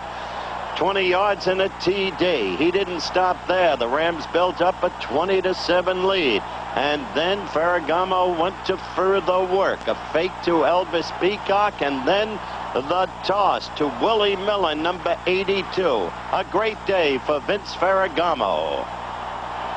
For the best rushing performance of the day, who else but Franco Harris, number 32, Pittsburgh Steelers. His first 100-yard game of the season, 102 yards on 22 carries. This was a dash for 15 yards as he broke loose on the left side. Just part of a most productive day. On this play, you will see Franco burst off Matt Blair, number 59, for a touchdown. He's now tied with Leroy Kelly on the all-time NFL list, 74 rushing touchdowns. Detroit at Atlanta for the most unusual play of the day. The Falcons were leading 7-3 in the first quarter, and Buddy Curry, the rookie from North Carolina, came through. Danielson lost the ball. Nobody knew where it was except for Buddy Curry, and there went number 50 all the way downfield, 30 yards touch. For the defensive performance, who else but number 53, Randy Gradishaw, the great one from Ohio State with the Denver Broncos. 48 seconds left in the first half. Cleveland ahead 10-6. Sipe rolling left, looking to pass. Throws, unfortunately for him. Gradishaw bats it down, 57. Tommy Jackson knocks it up into Gradishaw's hands. And Randy goes 93 yards for the touchdown. And never before had Denver had an interception return that long. The defensive performance of the day, Randy Gradishaw of the Denver Broncos, who went on to a key victory to keep their hopes alive in the AFC West, beating Cleveland 19-16. Bart Starr, a Lombardi disciple. Forrest Gregg, a Lombardi disciple. Cincinnati at Green Bay, Lambeau Field, first quarter. Cincinnati leading 6-0. But Lynn Dickey, who wanted to retire 2 weeks ago, hit James Lofton for a touchdown, and the Pack was back 7-6 leading. Then in the second quarter, the same Lynn Dickey having his best day of the year by far to Steve Atkins, the fine one from Maryland. Atkins poured in. Green Bay held on to win 14-9. Chuck Knox, the astonishing coach of the Buffalo Bills. The Bills at San Diego, the battle of unbeatens. The Bills down by 12 in the fourth quarter. And here, Rick Partridge, 17, couldn't get off the punt, down by Rod Cush, the first-year safety. And so Joe Ferguson was equipped to go to work. Just 4 plays later, 4th and 3 at the Chargers 9. He hit Mark Brammer, touchdown. It was 24-19 San Diego. On the Chargers' next play from scrimmage, 1st and 10, their own 21. Fouts, play action pass intended for Johnny Jefferson, but watch, 55, Jim Haslett picks it off. And he comes downfield 17 yards before being brought down by number 80, the tight end, Winslow. Kellen with the tackle. The turnover set up the winning touchdown. Here, Second and goal, the Chargers 3. Ferguson, the Cribbs. Joe Cribbs, the brilliant rookie from Auburn, in for the score. And so Buffalo had pulled another miracle, 26-24. The Bills, the only unbeaten team in the NFL. Live at Soldier Field, Chicago, the Bears, halftime leaders, 3-0 over the Buccaneers. In the meantime, as I guess everybody in America knows, this afternoon at Dodger Stadium, the Houston Astros won their first Western Division pennant ever. They beat the Los Angeles Dodgers by a score of 7-1. Our congratulations to them. Let's look at today's highlights. They played 162 games, each team did. It came down to one game this afternoon. Dave Goltz on the mound for the Dodgers. Top of the first, Terry Poole batting for Houston. Poole hit a simple ground ball to Lopes, who let the ball play him. Poole was on first, moved to third on a Cabell single, and then Cruz hit this simple grounder to Hatcher, who he threw home. Apparently an easy out. Ferguson blew the play, 2 errors, 1 run in. They scored another run in the inning, 2-0 Houston. Then, in the top of the third, 2 outs. Cesar Cedeno up, singled up the middle. That brought up the young man who's been the Astros' hottest hitter down the stretch run. Ard Howe, the name. Didn't even break into baseball till he was 25. Howe got a hanging slider, pummeled it to left center, forget it, it was gone. 4-0 Houston. And it appeared there would be even more in that top of the fourth, but it turned out that there wouldn't be. Watch closely. Alan Ashby was on first. Craig Reynolds up. Hit that shot to right center. Watch Rick Monday. A remarkable pick off of the ball and an equally remarkable relay to Lopes. Lopes a perfect throw home. And, of course, the runner was easily out. But look at Ferguson needlessly kneeing the runner. And that provoked tempers, and that provoked a near free-for-all. But the umpires prevailed. This was Terry Poole again.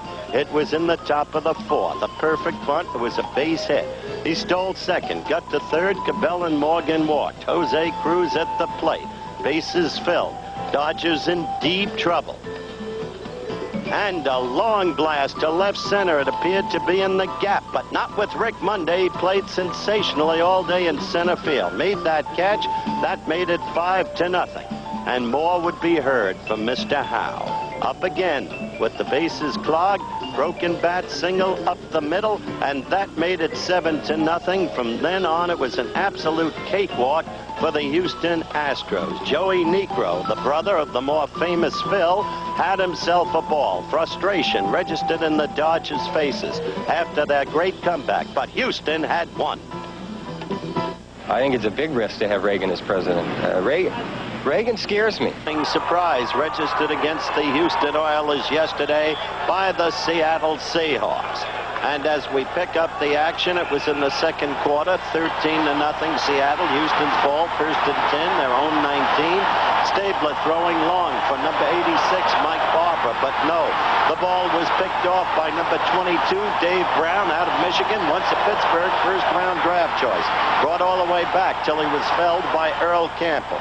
After that, 3 plays later, Seattle's ball. Jim's on back, looking downfield, hitting one of Fran Tarkenton's former receivers, Sam McCullum. So Seattle went on to pour it on Houston, 26-7. Really a big upset that was. And there is Mike Phipps. We're back live, getting ready for the second half, getting his tonsils in order, struggling to achieve some degree of posture. In a now sinking seat is Frank Gifford. Am I doing all of that over here? All right, Tampa Bay will kick off. Dropping deep is Dave Williams. He moves back for the Chicago Bears. As you look at the stats, the Bears had prime field position throughout the first half. They were only able to negotiate 3 points. Williams waits for the ball at the 3. And here comes Dave Williams. Williams makes the corner, and with an empty cutback, gets out over to the 40-yard line, and the Bears once again will have good field position. A pickup of 36 yards as we anticipate the return of Mike Phipps along with Dave Williams. And one setback and Walter Payton, wide receivers. We saw Brian Bashnagel, number 84, Ricky Watts, number 80, and James Scott, number 89. They were alternating. Our tight end has been mostly Robin Earl, defensively. Logan, Fuller, Leroy Salmon, That's the front three for the Tampa Bay Buccaneers. The linebackers are Johnson, Wood, Dewey Selman, and David Lewis. We'll set the secondary in a moment. Roland Harper now stays in rather than Dave Williams. Harper opened this game after a year's absence. And Harper, it is Harper getting the call, and Harper finds an opening, picks up 5 yards. It'll be 2nd and 5. Jeff, I cannot tell you what a big return Dave Williams gave the Chicago Bears. They're going into this strong wind tonight. He established field position for them right off the bat in the 3rd quarter by returning the kickoff back to the 40-yard line. And once again, they had good field position. In the first half, the Bears had 6 possessions, all of them from the 36 or better. As I said, they got only 3 points. Tampa also had 6 possessions. The best they had was from their own 44, and they had a field goal block after a drive that failed. 2nd and 5. Walter Payton. Payton just on brute strength. Gets inside Buck territory. It'll be a Bear first down. Frank Gifford along with Howard Cosell and Brian Tarkin in Bearsville. And as you look down and see these Bears, it's fun to recall the many great players that have performed in this block, the traditional block of the Bears. We talked with one today, Howard Sid Luckman. Sid, of course, recalling some of the great years. Bears hoping that their 10-6 record of a year ago is an indicator of things to come. They've been struggling here in the first part of the season. 1 and 3 coming into tonight. Tampa Bay 2 and 2. On 1st and 10, Phipps to the air. The ball dropped by Robin Earl. Took his eyes off it. It'll be 2nd and 10.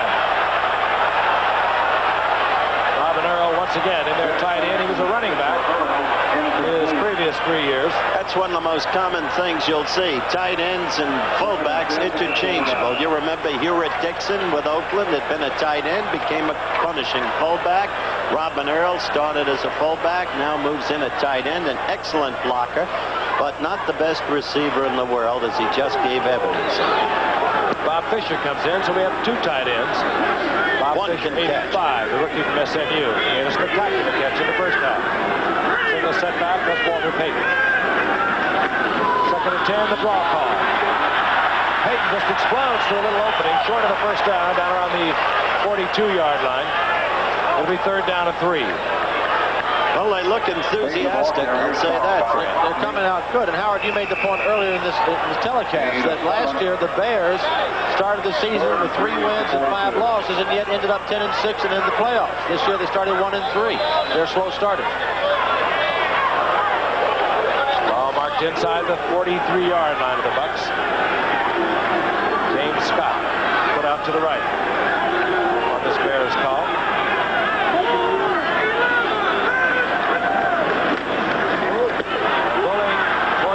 Down. Roland Harper, he's short. It'll be about 1.5 yards, and it'll be 4th down. Now the interesting decision here, Howard. Will he go for it on 4th down? Bud Grant, who Neil Armstrong coached under for many years, went for many of these. But Neil's going to kick it. Yeah, but Bud Grant had a quarterback named Sir Francis Dawkins. No, more importantly, he had a fullback by the name of Foreman, 44, who would jump over there and make it. Here's Bob Parsons on 4th down. Danny Reese. We anticipated would be returning to the safety position, but the Bucks say no. There Danny Reese is. Long snap. The Bucks stay onside. And a tremendous kick, and it took a great Bear bounce. 40-yard punt. 40-yard punt. And Tampa Bay will be in deep trouble. It was Chris Haynes down there for the Bears, and the Bucks will be inside their 5. Used to good friend. The Buccaneers elected not to drop a deep man on that punt by Bob Parsons, and Chris Haynes killed the ball at the 2-yard line, and that's where Tampa Bay is at the moment. The shadow of their own goalpost. Their first possession here in the second half. Ball goes up to Ricky Bell, and Ricky Bell nailed there, upended, super tackle by Gary Fencing. No need to talk about Gary Fencing anymore, except to take note of this. That young man was a wide receiver at Yale. Look at that. Rushing yardage. Tremendous, right? Passing on both sides. Quite an offensive battle. But the game is still in balance, Howard. 3-0, and Tampa Bay does not want a turnover here. Fensick actually played in the East-West game on the All-Star East team as a wide receiver, scored a touchdown catching a pass, developed his body, worked the weights, and became a strong safety. Williams hands off to Eckwood, and Eckwood, nice running out over the 5-yard line to the 7, gain of 5. It'll be third down at 5. There goes a happy face. John McKay looking on. Well, Giff, they threw it on first down from the 2. Do you think here at 3rd and 4 he'll try it again? I think it would be a good call to throw the ball. A good safe pass to one of the backs. We're in the third quarter. Nearly 5 minutes have elapsed. Prague now all of a sudden shouting defense. They're back showing their allegiance to the Bears. James, they put it in the air, no pressure, and he had to throw it away, and a flag is down. And it could be a holding call against Steve Wilson once again. But a good play by Doug Williams to get rid of the ball and prevent the safety.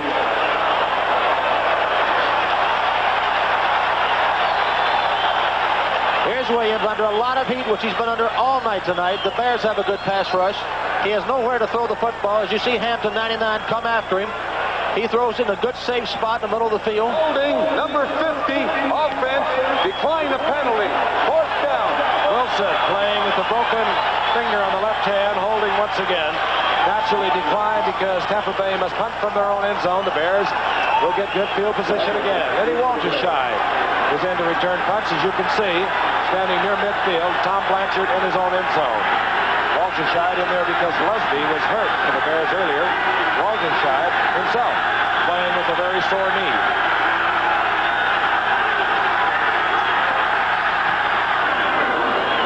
Blanchard looking from the tight formation, and it takes a Bear bounce. And it will be down near the 40-yard line. Danny Reese got down there quickly to stop that ball from bounding either further deeper into Tampa territory. 32-yard punt.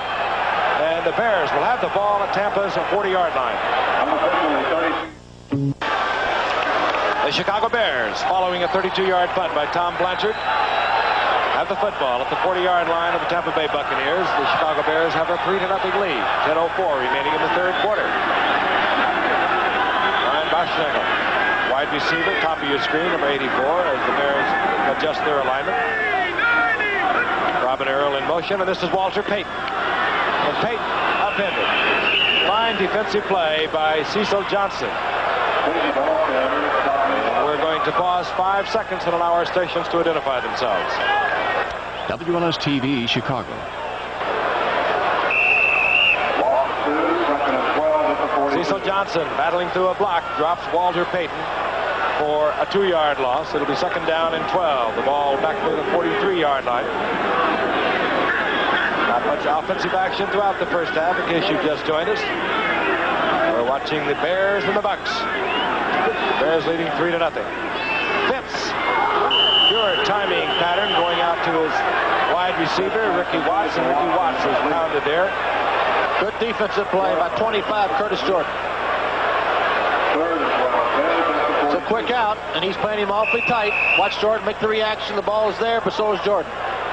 That's Jordan hits that way. We noticed that in the game against Los Angeles when he made about 5 or 6 unassisted tackles. Became a starter this year. And Darius White was traded to Washington and has performed well. Third down, long 12. Ball inside the 43-yard line of the Bears. Phipps, the blitz is on, and Phipps reads it and fires deep. Boschnagel has it. Brian Boschnagel has the ball at the 6-yard line, and Phipps very calmly under the full blitz delivered. The Tampa Bay Bucks rushed 7 men that time. They left their defensive backs man on man. Here it is. You'll see the offensive line of the Bears pick up the blitz very nicely. There's Payton blocking on Dave Lewis. He did throw a good block. A very good block that enabled Phipps to get it off and get it to Boschnagel. And he beat Cotney, 33. Tough coverage, though. You can give Sweetness, Walter Payton, a credit on that. He took on the biggest linebacker on the field, kept him out of Phipps' space, Phipps was able to deliver. Mark Cotney was back there trying to cover, but again, on the blitz, he was one-on-one with Barschnickel. First down and goal. The ball at the 6-yard line. Phipps on a rollout. Looking in the end zone. He's going to run. Phipps will take it in. Score.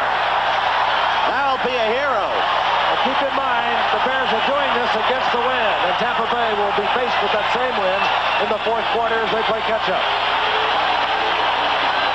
As you look at Neil Armstrong, the right tackle, Dennis Slick, must have gotten a good block on Collar because Phipps had the whole corner to himself. Watch him roll to the right here. The right side of the Bear line will cave down. The Collar gets a good block. Collar's blocked there by Lick, and here he is. With big Noah Jackson in front of him. Touchdown.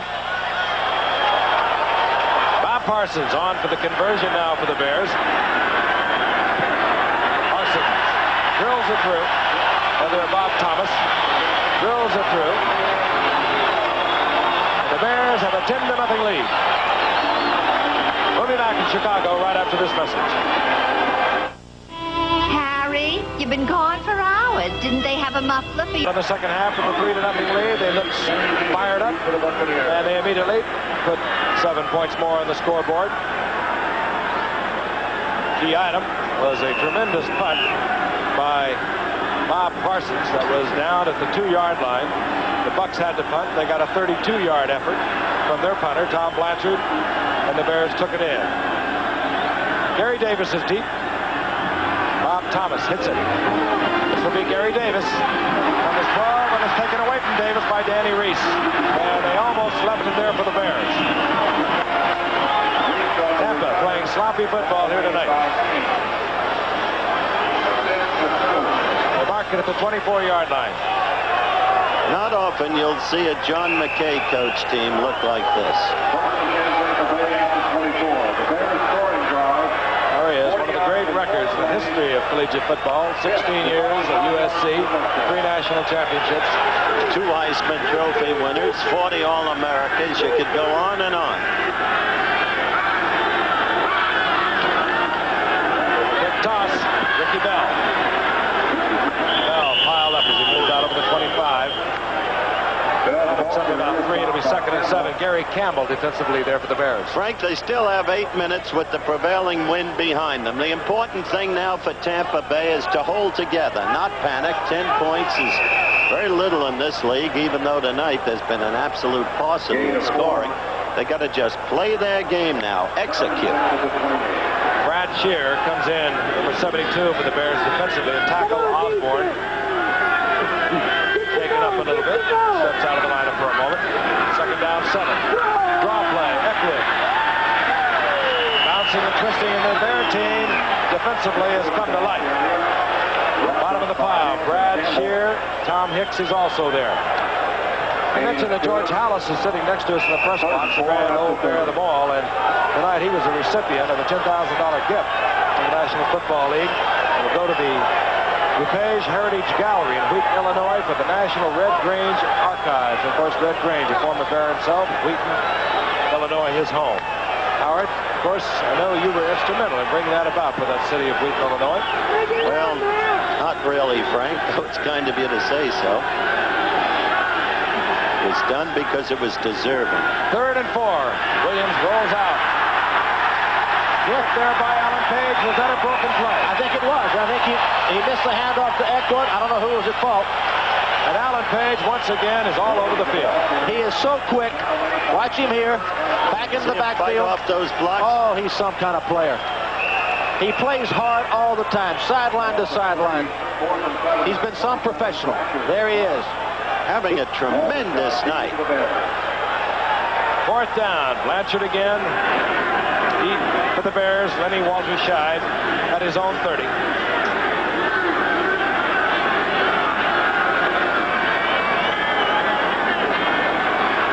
Blanchard had to hurry it, and he just did get it off.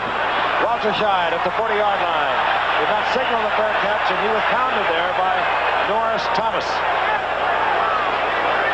So the Bears, again, and I have repeated it over and over, will have good field position. They will begin at their 40-yard line. We'll be back in a moment. Now, Ending the third quarter, have the football at their own 40-yard line. Mike Phipps brings them up. The two tight ends are in. That means a single setback, Walter Payton. Robin Earl, 81. Bob Fisher, 85. The rookie from SMU at the tight end. This is Walter Payton. And Payton finds an opening and just erupts out to the 49-yard line for a gain of 9. Let's put this in perspective, Frank. Now they can chew up most of the remaining time in this quarter, so that Tampa Bay will have virtually no time with the prevailing wind, which has been a dominant factor in the game. Well, if you're going to chew it up, you got Walter Payton to do it. That's it. They'll keep it on the ground as much as possible. And Tampa Bay helped by, in their last series, keeping it on the ground, Francis. That's right. They didn't throw the ball at all. 2nd and 1. Payton now with only 30 yards. That was his longest game of the night. Phipps fires complete to Dave Williams. He has the first down. Now, when Phipps got rid of the Boo Birds and all the rest, ever since the end of the first quarter, he's been playing a solid quarterback. He really has, Howard. He has no turnovers. He's completing a high percentage of his passes, and he's got them moving again. The gain is to the 47-yard line of Tampa Bay. 1st and 10. And Tampa Bay 2-2 coming into tonight's game. Chicago 1-3, and of course in the Central Division of the NFC. Detroit is 4-1. They fell yesterday from the unbeaten ranks to Atlanta. Walter Payton again. And Payton skips down the sidelines inside the 45 to the 43. Gain of 4. It was 2nd and 6. Neil Colsey took Payton out of bounds. Don't forget, folks, beginning tomorrow night, the championship playoff series. It'll be tomorrow night at Philadelphia, the Astros against the Phils, Mike Schmidt and company. And then Wednesday afternoon at Kansas City, the Royals and George Brett and company against the Yankees and Reggie Jackson and company with Jim Palmer, Billy Martin, and Al Michaels. Bears thinking more about run than pass. Have the two tight ends in again. They get the ball to Payton on the draw. They go to the outside. Look out. Payton, another Bear first down. Down at the 32-yard line. They'll mark it at the 31. What a treat, Gift, to watch this man play. Not only do you see his quickness, watch his quickness here. He's the only man set back there. There's no hole there up front. He takes it out to the right, which takes extreme quickness. And then he turns it on and gets the first down. To see something. Did you see that stutter step?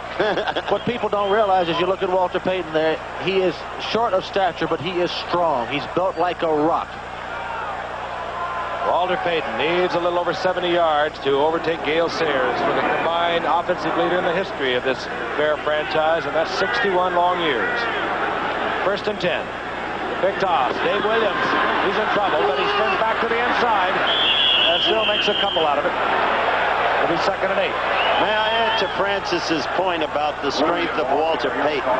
Earlier you saw a brilliant cross block by Payton thrown against Dave Lewis that enabled a big play for Chicago. Payton's upper body strength is where it's at. It's enormous. That's why he can hit a bigger man with his shoulder the way he did. 5'10" and 202 pounds.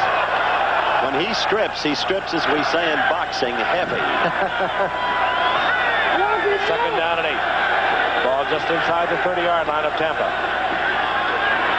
Phipps has the time, and the ball deflected once again. Bill Puller, I think, got a call on that one. It'll be 3rd down and 8. That sidearm release remains a problem. Tittle could get away with it. Well, the interesting thing again tonight is we look at Mike Phipps' stats, which have improved since the first quarter. Leroy Selman, who has had 41 sacks in his 56 games he's played as a professional, has no sacks tonight, and now through 4 games and almost 3 quarters, he's only had 1. And again, a defensive Leroy Selman, you've got to believe he gets a lot of attention, usually double-teamed on almost every block. Randy Crowder, the nose guard, is gone for the season. Phipps back on 3rd down and 8, fires over the middle to Walter Payton. And Payton carries linebacker Dewey Selman with him, but not enough for a first down. It'll be 4th down and about 4. Well, he got some shot from Curtis Jordan there, too. And we are going to see a field goal unit headed by Bob Thomas coming onto the field. This will be a pretty interesting kick if it's his long of the season has been 42 yards. He can kick this distance, Oh, yeah. Fran. He won a few years ago against Los Angeles, 55 yards. He's kicking 39 yards into a win. If he makes it, it'll be a tremendous kick. Actually, a 44-yard attempt. On its way. It hangs. It's good. Into the wind. Bob Thomas from 44 yards out.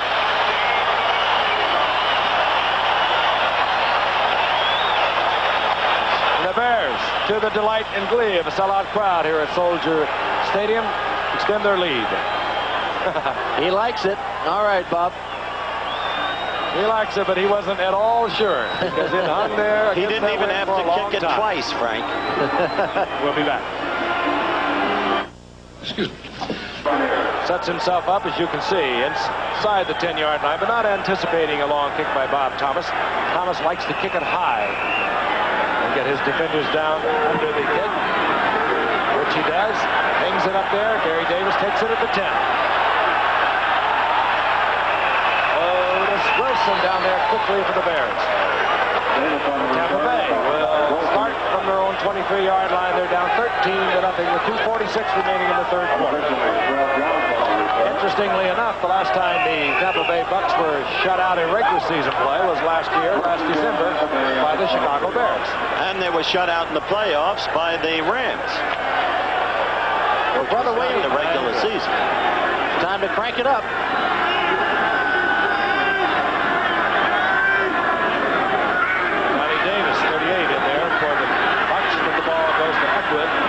Davis, of course, a gifted blocker, and he paves the way for Eckler out on the 30-31. Gain of 7. It'll be second down and 3. Buccaneers defensively there on the stop for the Bears, number 58. And Buccaneers, by the way, on that left side linebacker spot, there he is, number 58, is only the third left side linebacker in 25 years. Bill Fortunato and Doug Buffone, both spending a lot of time there for so many years. Ricky Bell, and Bell has the first down and breaks tackle, gets out close to the 40-yard line. Give him a chance, he can still do it. Did that in his own.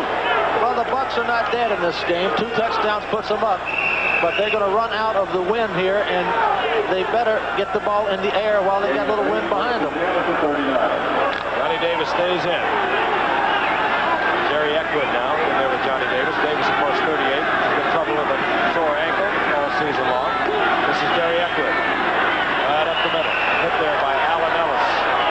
And not until he picks up 3 yards, it'll be second and 7. Eckwood, the ball carrier, stopped by Fenwick and Muckensberg.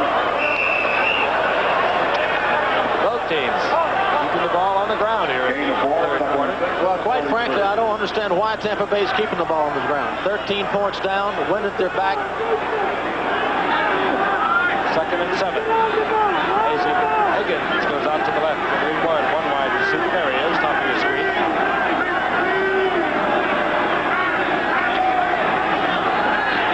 And Williams will go down. The defensive charge of Dan Hampton nails Williams back inside the 35. A loss of 7.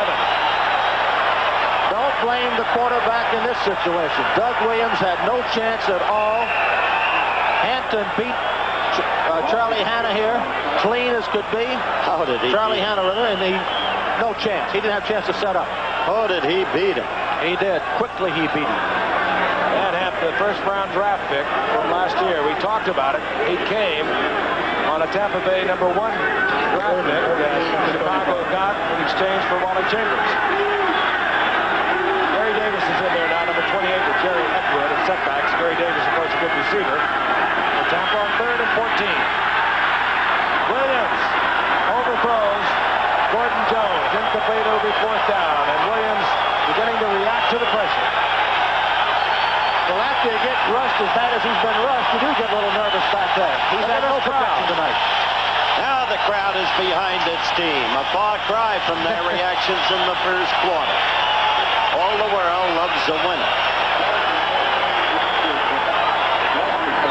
Blanchard, who has not had have the big foot tonight. Out to punt once again for Tampa Bay. Waterside is standing at his 24-yard line. This is Blanchard's 7th punt of the night. Howard, I had an old fullback at Georgia by the name of Tater Bud Godfrey, and he said, "Aren't folks nice to you when you win?" What was his name? Tater Bud. Blanchard, again under pressure, got it off. Flag is down. I think you might have seen the holding. 65-yard punt. Well, it's not a flag. It's a shoe, as a matter of fact. Somebody came out of it. Yeah, there is a flag down. There is one down over there. It looked like right in the middle of the line there was holding on the part of Tampa. What a bad break for Tampa Bay this would be. If you can get a replay of that, I think you'll see it.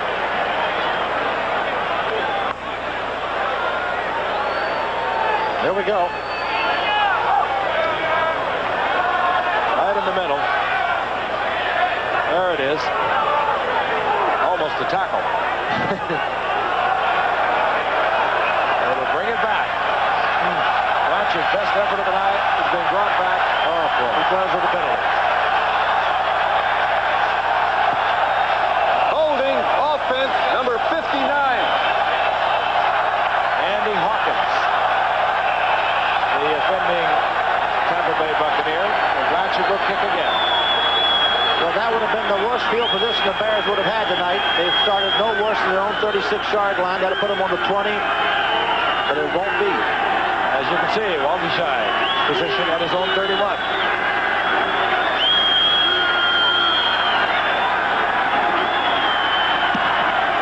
Blanchard, high and not long. Waldenscheid. The Bearcats called for and made at the 38-yard line on a 38-yard punt by Blanchard. There's another flag, Gil. Another flag. Oh, no. But this one is down the field. This could very well be on the Bears.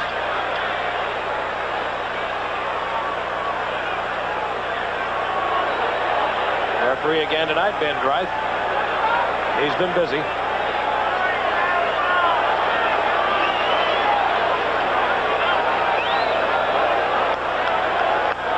Preliminary indication. Personal foul is going to go against the Bears.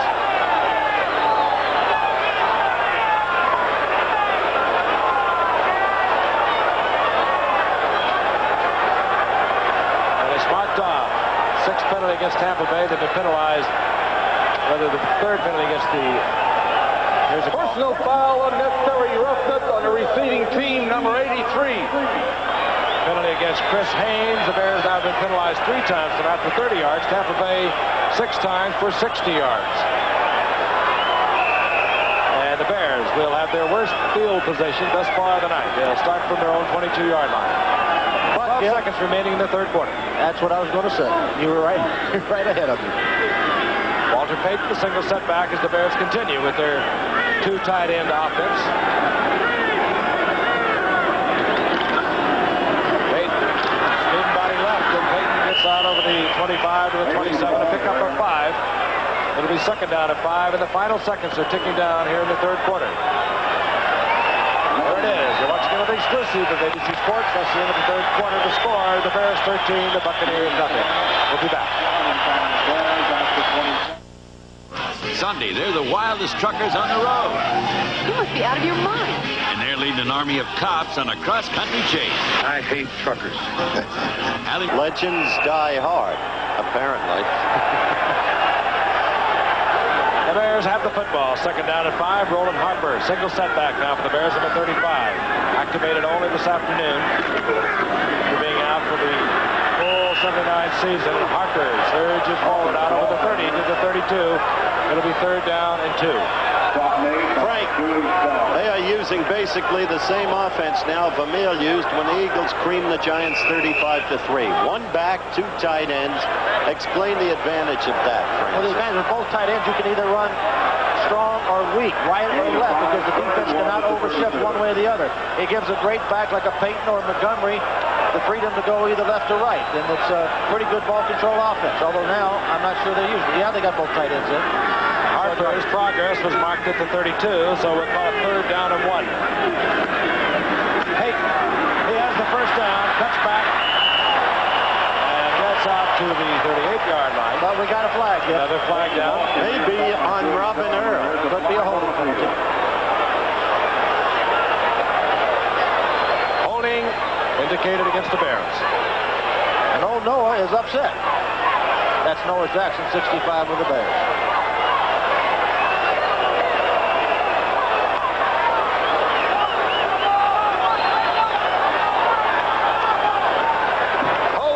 Offense, number 81. Robin Earl. Howard, you're right.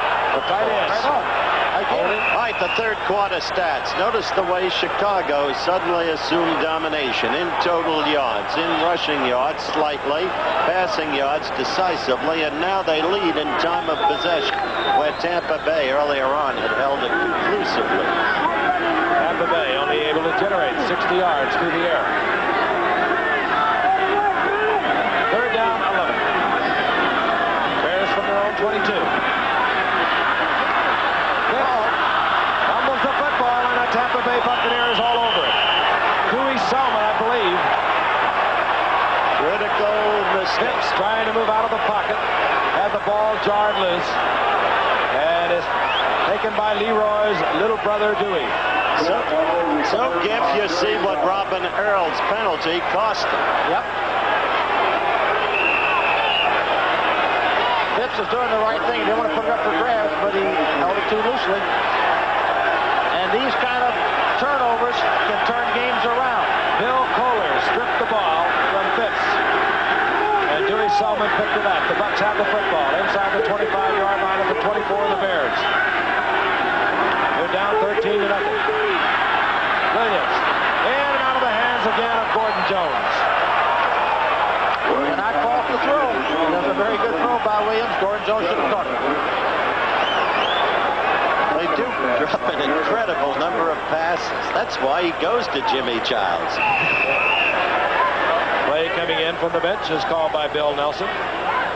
There's Dewey Selman, one of 9 Selman boys.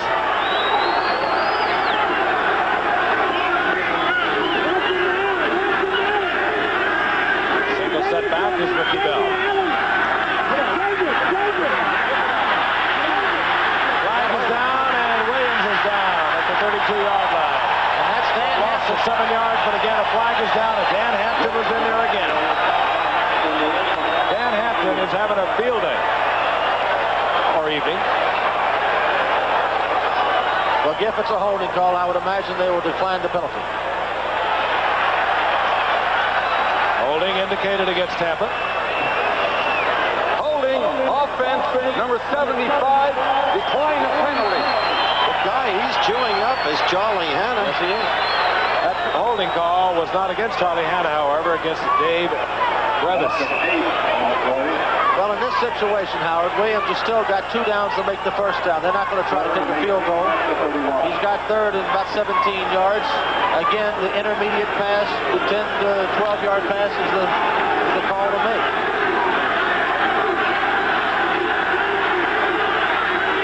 Third down, 17. Ball at the 31-yard line of the Bears. Williams fires for Higgins. He was well covered. Pincic was back there, as was Terry Smith. It'll be 4th down and out of the range of Gary Yepremian. Well, you got 2 guys to give the defensive game ball to, Page and Fencer. And how about Hampton? And Hampton, too. Those stats are really sad. I feel sorry. Well, the Bear defensive line has pressured Williams the entire night. He has not had time to throw the football. And that's why on that play, I'd have rather seen him go for an intermediate pass than a 20-yard pass, which he tried to do. Now he's got to go for the 18, 19-yard pass. It would have been a field goal attempt of some 47 yards. That currently out of the range of Gary Yepremian. On 4th down, the Bucs will go. Over the middle is taken by Jones, and he breaks the tackle, has the first down at the 10. A clutch play by quarterback Williams to Gordon Jones, who has dropped 3 passes tonight. I tell you, that could be the biggest play the Bucs have had this year. Well, they gave him protection here. He had time to throw. He's got good vision. He hits Gordon Jones, but Gordon Jones is still short of the first down. Watch the move he makes on Plank to get the first down. And Plank. And it was Fensick who brought him down. First down at the 10-yard line. need to throw it right here again. Eckwood. And Jerry Eckwood hit by Gary Fensick, who's playing a football game tonight for the Bears. Young man coming off knee surgery of a year ago. Ankle surgery from a basketball injury. And there's a yard loss. He was up there quickly to stop Eckwood. Howard's former student. You taught him well, Coach. I think you've been working him over in a football sense.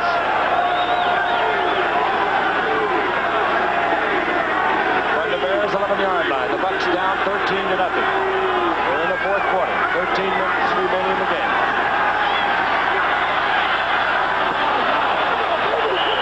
We do not see a flag. It was Gordon Jones working against Allen Ellis. Ellis lost his footing. Incomplete. This is critical. They wasted the critical first down by running the ball. They did, and that's... And now he's only got two. They must score, and this is a big, big game for Tampa Bay because John McKay has to regroup his team. They want to get to a position of only one behind the Lions, whom the Falcons demolished yesterday. And a field goal means nothing, Howard. Nothing. They've got to go for the Absolutely touchdown. nothing. So they got two downs to get the touchdown. Third down. As I said, inside 13 minutes. We're in the fourth quarter, and Williams is sacked. And the Bears have the football. Osborne was in on the sack. The ball took a bare bounce and into the arms of Alan Page. Alan Page and Gary Fensick, they should walk off together. 82 and 45, though 45 drop back. Watch the pressure on poor Doug Williams. He has no chance to throw the ball down to the end zone. Hartenstein, 73, will get a good rush. Osborne inside will get a good rush. There comes Osborne, there comes Hartenstein, and they've got him. Hartenstein gets him. The Chicago Bears taking a page out of Tampa Bay's book of a year ago, playing superb defense here in the second half. They have the football. We'll be back. Here comes precious cargo. Jim Osborne was all over Tampa Bay's Doug Williams, forcing the sack. The ensuing fumble, and Alan Page was there. The Bears have the football. They have a 13-0 lead. 12:46 remaining in the game, and the Bears will move from their 21-yard line. Walter Payton, single setback as the Bears stay with their two tight end offense. Oh boy. Payton turns on the speed out to the 32-yard line. And we'd like to tell you right now, starting tomorrow and continuing Wednesday and Thursday on ABC's World News Tonight, a special assignment, Future Wars, fighting on the electronic battlefield. ABC News examines technological breakthroughs and sophisticated weapons that will affect all of our futures and the security of our country, plus all the news of the day on ABC's World News Tonight here on ABC. Payton gets the first down out to the 32-yard line. Payton's up to 61 yards on the night, Frank. Now he's getting into respectable figures. You can see the spirits of Tampa Bay sagging. 31 more yards, and he will take over the all-time yardage leader for the Bears. That, of course, from Gale Sayers. This is Payton again. The whole offensive line charge now of the Bears is taking out the defensive line of the Bucs. The second half, the offensive line of the Bears has dominated this game, and the defensive line of the Bears has dominated the Bucs offensive line the entire game. 82, Page. 89, Hampton. 45, Fence. They're the heroes of this game. They really are. They mark the ball at the 39-yard line. Second and a long two. Roland Harper comes in, number 35. Harper in 78 was a 900-yard gainer himself before the knee injury just before the 79 season. Walter Payton. He'll be close to a first down, perhaps less than a yard short. David Lewis made the stop. Show you what's happening, Giff. Sweetness in his last 7 carries has picked up 50 yards. So you can see fatigue overtaking Tampa Bay. It also shows if he gets just a little help from his offensive line, he can run. Now bring out the yard markers for the measurement.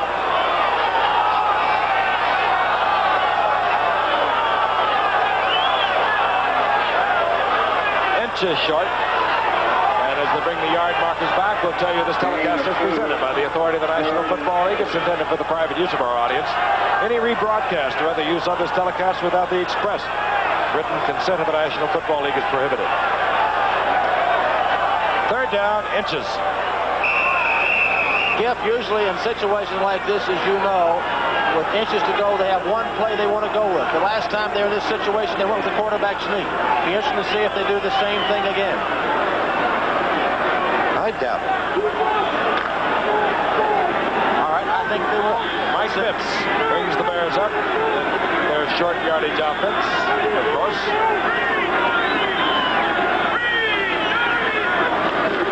Phipps goes with the quarterback sneak. He should have the necessary distance for the first. His surge carrying him at least the few inches he needed.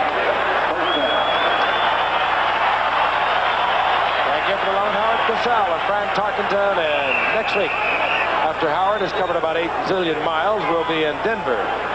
And I'm not understating it. I don't think you are really something else.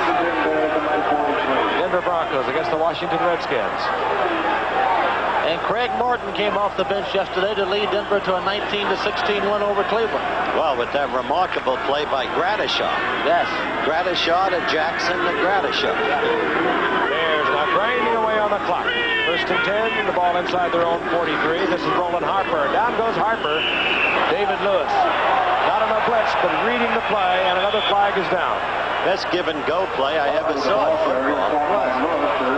Well, that's an interesting, as a late flag, and it could very well be against the Bucs for some kind of personal foul. Let's see. Personal foul against Tampa.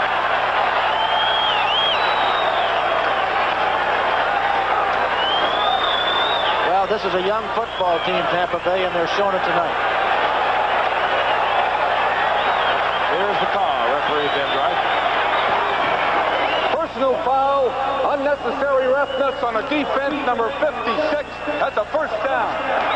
Funny thing about this league and this game, Fran, they talk about youth, and yet a very young Tampa Bay team almost got to the Super Bowl last year. This was supposed to be the year that the Jets would arrive. And both the Jets are winless, and this team is now going to be under 500. Tampa Bay now penalized 7 times on the night for 75 yards.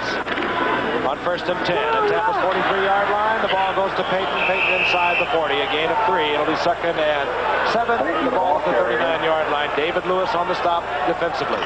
Point is, Frank, developing maturity may be undoing them, not helping them. You know, another interesting point, if the Bears hold on and win tonight, do you realize there'll be a 4-way tie for second place in the Central Division of the NFC? And guess who one of those 4 teams will be? The Green Bay Packers. And poor Bart Starr has been under such fire down there, and he's got his Packers in second place. Green Bay, of course, a winner yesterday, and their very first game of the season, they beat this Bear team. With Chester Markham. Second and 6. Ball at the 39-yard line of Tampa. That's Big Robin Earl in motion. And off is Walter Payton. Ho, ho, ho! Watch out as Walter Payton gets inside the 25, and the crowd loves it. Once again, stutter step. Is he something or not? He is so good. Unofficially, Walter Payton has 91 yards on the night. His combined offense has exceeded that of Gale Sayers. He's the all-time combined offensive weapon the Bears have had in 61 years. Look at him break tackles. Great backs, break tackles. Just get him to the line of scrimmage, they say, and I'll go from there, and he does. And he has accomplished these amazing statistics in just this, his 6th year. And in this half, Frank, in 11 carries, he's picked up 80 yards. He will do it rather quickly if you give him just the slightest gap. Ball at Tampa's 22-yard line. Bears keeping the offensive team at Tampa on the bench. Inside the 20. And we're into 3, it'll be second 7. Excuse me, Gibb, we're inside 9 minutes. Well, you'll notice that time he went to the left, and that's where Leroy Selman lives. And you don't go around his end too often. He's been making most of his yards around the right side. I would think the Bears ought to stay to the right and stay away from Mr. Selman. Neil Armstrong, who started his coaching many, many years ago, was a teammate, by the way, of Bud Grant with the Philadelphia Eagles. Good offensive end at Texas A&M. Coached up in Canada. A lot of talk between those two. Second and 7, draw play. Walter Payton. Oh, he does it like magic. Inside the 15. They'll mark it 15, another gain of 3. It'll be third down, a long 3 to go for the first. Curtis Jordan made that stop where Peyton might have been in the end zone. Swing, this is on a roll, Howard. Yep. He's on a roll. 3rd and 3 at the 15. He's up to 96 yards unofficially. Scott comes out, a wide receiver for the Bears. Ricky Watts comes in. Both Scott and Watts suffering from nagging injuries in the early season. 3rd and 3. Peyton just bowling ahead. Again, he'll be close to a first down. The seconds are ticking off. Well, if he doesn't make it, a field goal puts it out of reach. That's 100 yards for Walter Payton. That's what they're going to do. They're going to kick the field goal. 100 yards for Payton. We got 89 of them. He has 89 of them here in the second half. Here's Bob Thomas. He's kicked a pair tonight. One from 44 yards against the wind. One from 30 yards out. And Bob Thomas is out to kick again. And the Bears decide their alignment is not right. They call timeout. 6:49 remaining in the game. We'll be back. The Boeing 747, the Boeing 727, the Boeing 707, the Boeing 737, and soon 2 new airplanes, the 757 and the 767. The Boeing family, the world's favorite way to fly. The world feels a whole lot better when the people of the world all get together. The world feels a whole lot better when we all get together. Look! It isn't such a big world. See! All the places and the faces. Feel!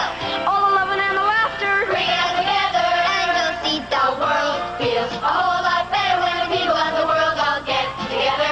Boeing jetliners have done more to jet the world together than anything ever made by man. The world feels a whole lot better when we all get together. Tomorrow, the Houston Astros meet the Philadelphia Phillies in Game 1. Wednesday, the Yankees and Royals begin their championship series live on ABC. The Chicago Bears have their field goal unit on the team. They have a 13-0 lead. 6:49 remaining in the game. They had to use a timeout. They looked around in the huddle and said, hey, we don't have enough folks here. Look at that. Thomas is out there now. Peyton. He has triple the yardage rushing of the opposition team in this half. 29-yard attempt. On its way. And through the uprights. Good night. Yeah, Thomas, third field goal of the night. And the Bears move out on top 16-0. We'll be returning to Soldier Field in Chicago right after this message. Points to extend their lead. 16-0 over the Bucs. They use 6 minutes and 1 second. Gary Davis is deep. Bob Thomas puts the foot to it, driving Gary Davis into the end zone. Larry Davis is in the open. I told you about this guy. And he's pursued there by John Skavinsky. And Gary Davis puts Tampa Bay into Bear territory. 54-yard return by the scampering Gary Davis. At least that's twice tonight that Gary Davis has given Tampa Bay field position. It's too little too late, doubtless now, Francis, but this guy's a player. Well, he made a good move there. Obviously got some good blocks on the special teams, and he turns it on. John Skavinsky corrals Gary Davis at the 47-yard line of the Bears.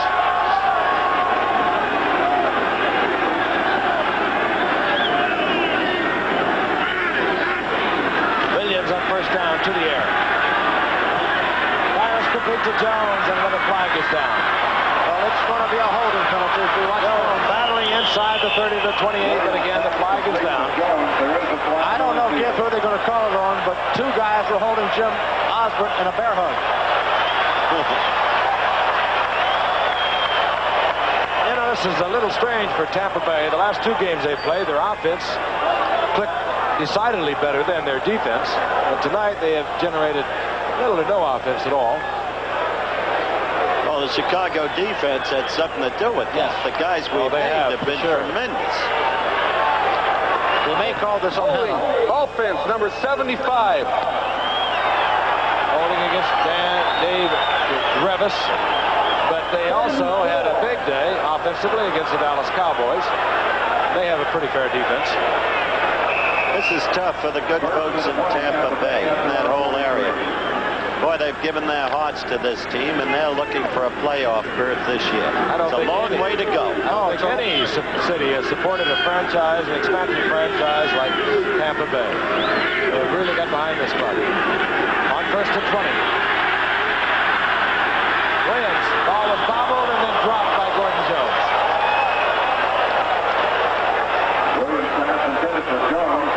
Tonight also marks the first time in Dave Williams' career, or rather Doug Williams' career, that he's been sacked twice in a game. Well, that young man has had no chance tonight. He hasn't gotten the protection from his offensive line. There's no quarterback in the world that can throw with the pressure he's had on him. Second down, 20.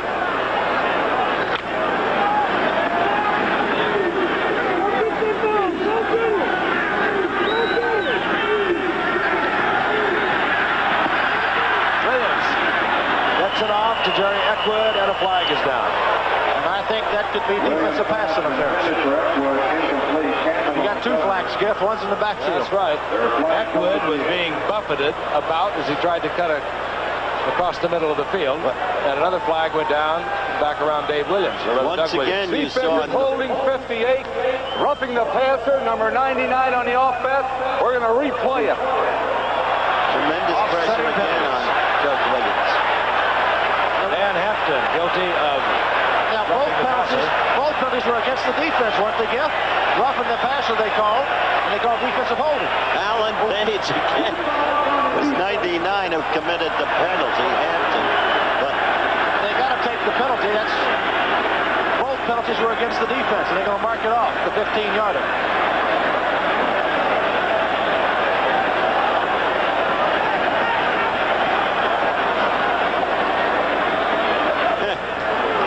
see Allen in there again. Roughing the passer, number 99 defense. First down. And Doug Williams is limping a little bit. Doug Williams is limping. We've been watching him. He was really blasted. You can see him moving gingerly up behind the center.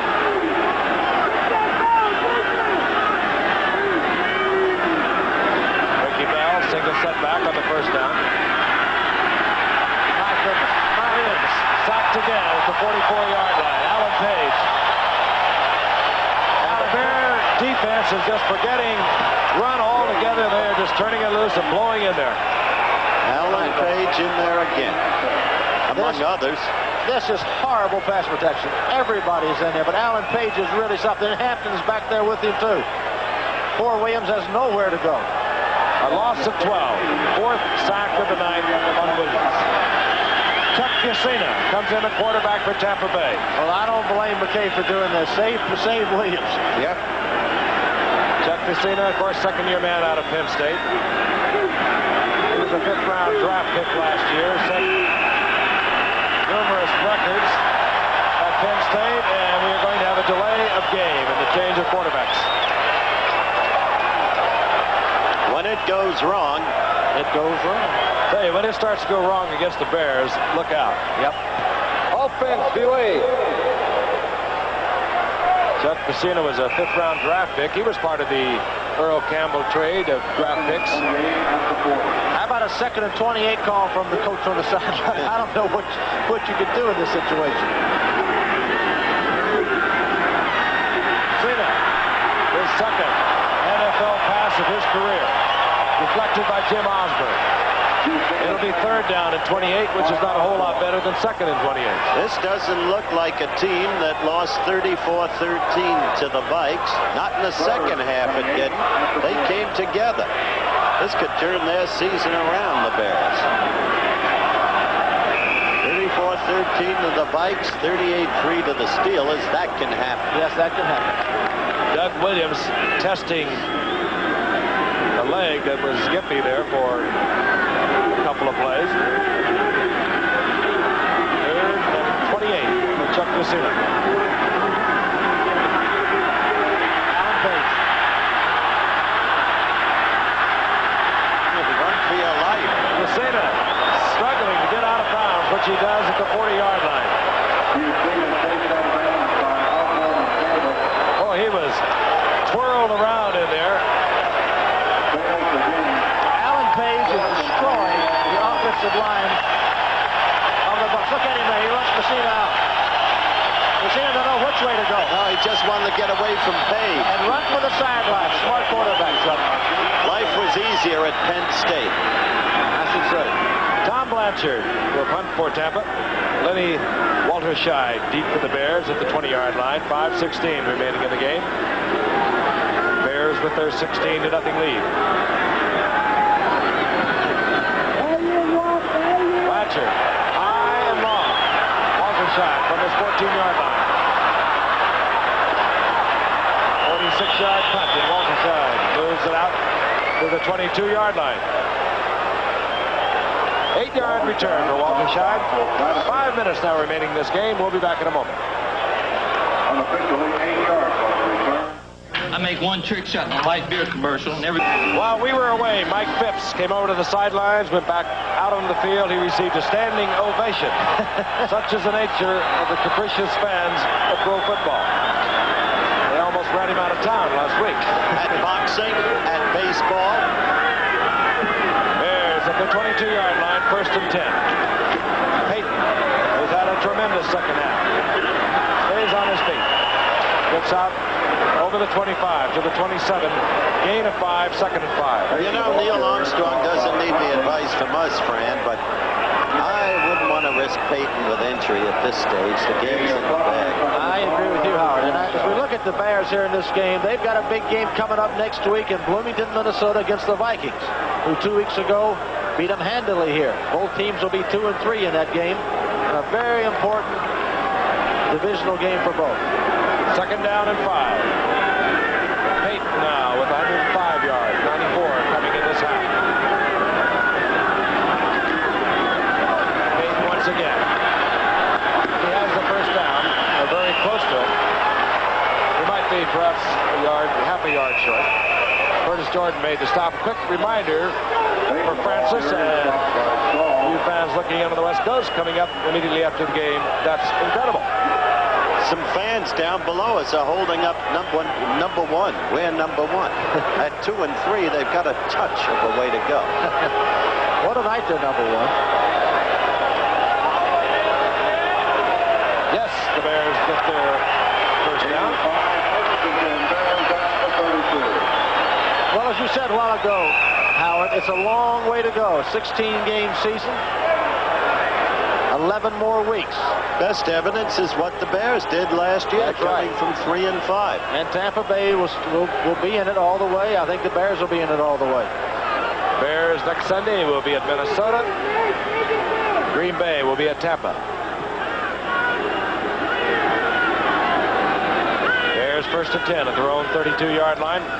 Walter Payton again gets the call, and he's been the workhorse here in the second half. But the story has been the tenacious Bear defense, headed by Alan Page. Alan Page now in his 14th year.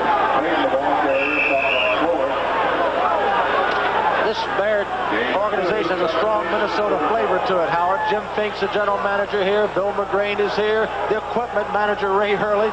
The head coach, Neil Armstrong. The defensive coordinator, Buddy Ryan. They all came out of what Bud is thinking as he watches Allen tonight. Well, Mike Lynn. Bud is probably out fishing somewhere. I doubt if he's even watching the game. I bet Bud is enjoying it. He gave Minnesota a lot of good years, Alan Page did. There he is. Right by. Get him out now, Neil. That's enough. Get him out of there. Hey, inside the Bucs 45-yard line. Running over his own men to do so. He's now up to 134 yards, 123 this half. As you look again at that last burst. And he almost broke this. He's trying to get a block out of Robin Earl, and he runs right up Robin Earl's back. That's good. Walter Payton's coming out of the game to a standing ovation. I think he deserves it. The man who tonight passed, as Frank has told you, Gale Sayers, all-time Bear record for rushing. That's for combined offense. Oh, correct. Here's Dave Williams. And Williams does it to the Bucs this time. Reggie Lewis on the stop. And we have moved down to the 2-minute warning as Dave Williams is close to another Bear first down.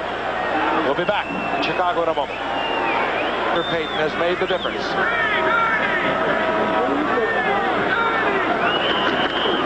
Peyton once again gets the first down, but a flag is down. And it's going to work against the Chicago Bears.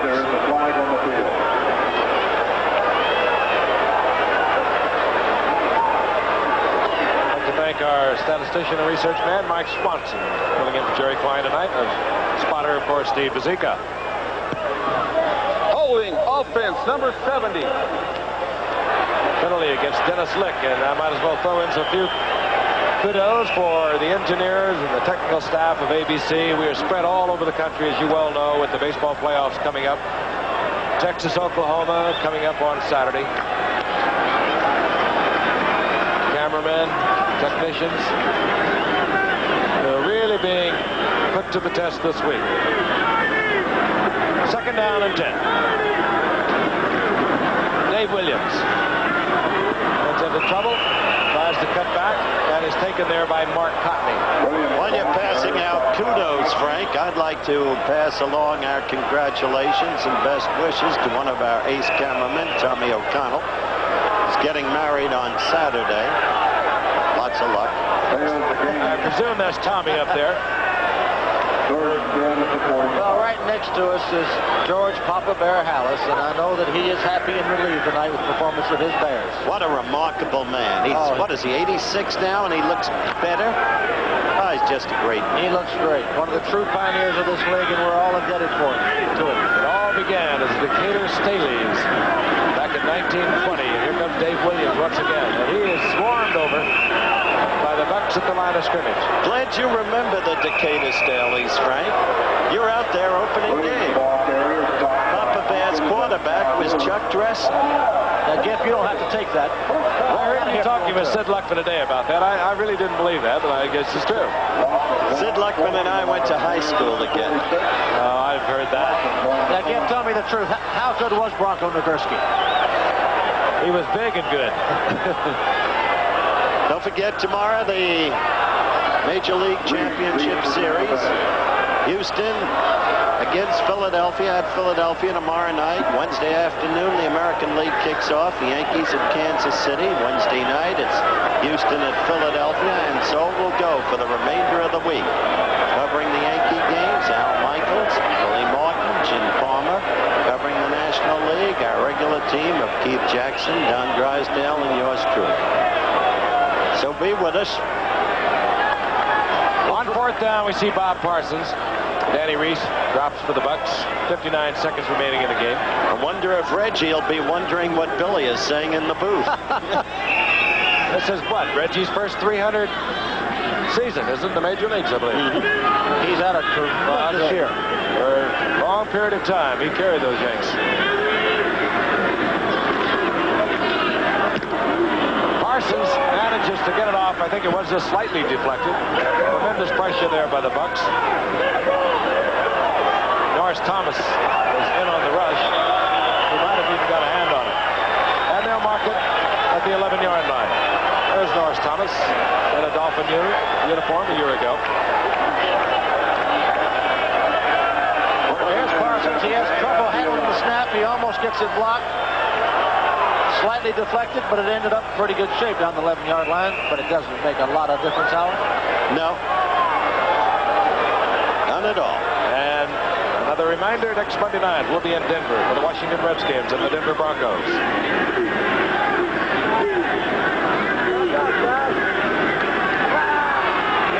Messina is buried, bobbled. The football that could have even been picked off. It's intercepted.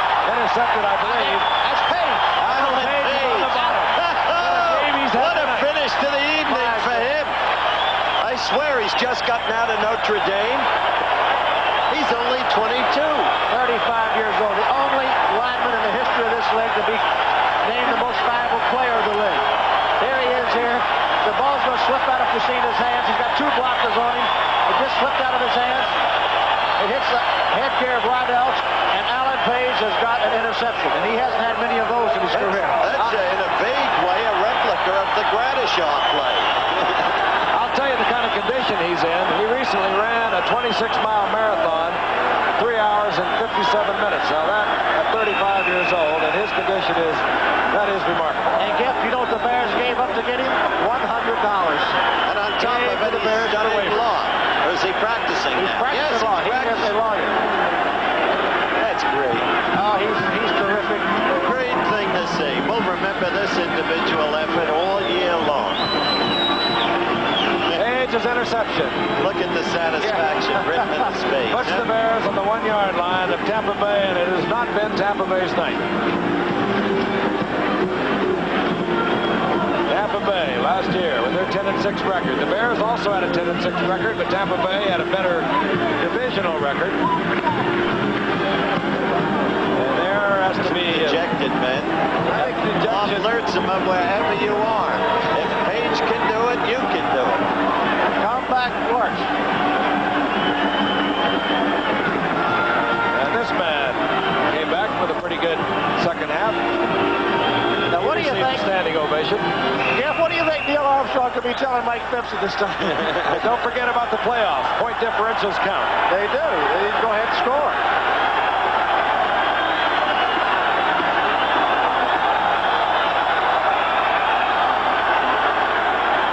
Oh, that's great. What remains of a capacity crowd of 64,000 is chanting, they want the Bears to get into the end zone. Go, go, go. He's got it. Phipps into the end zone on the quarterback sneak.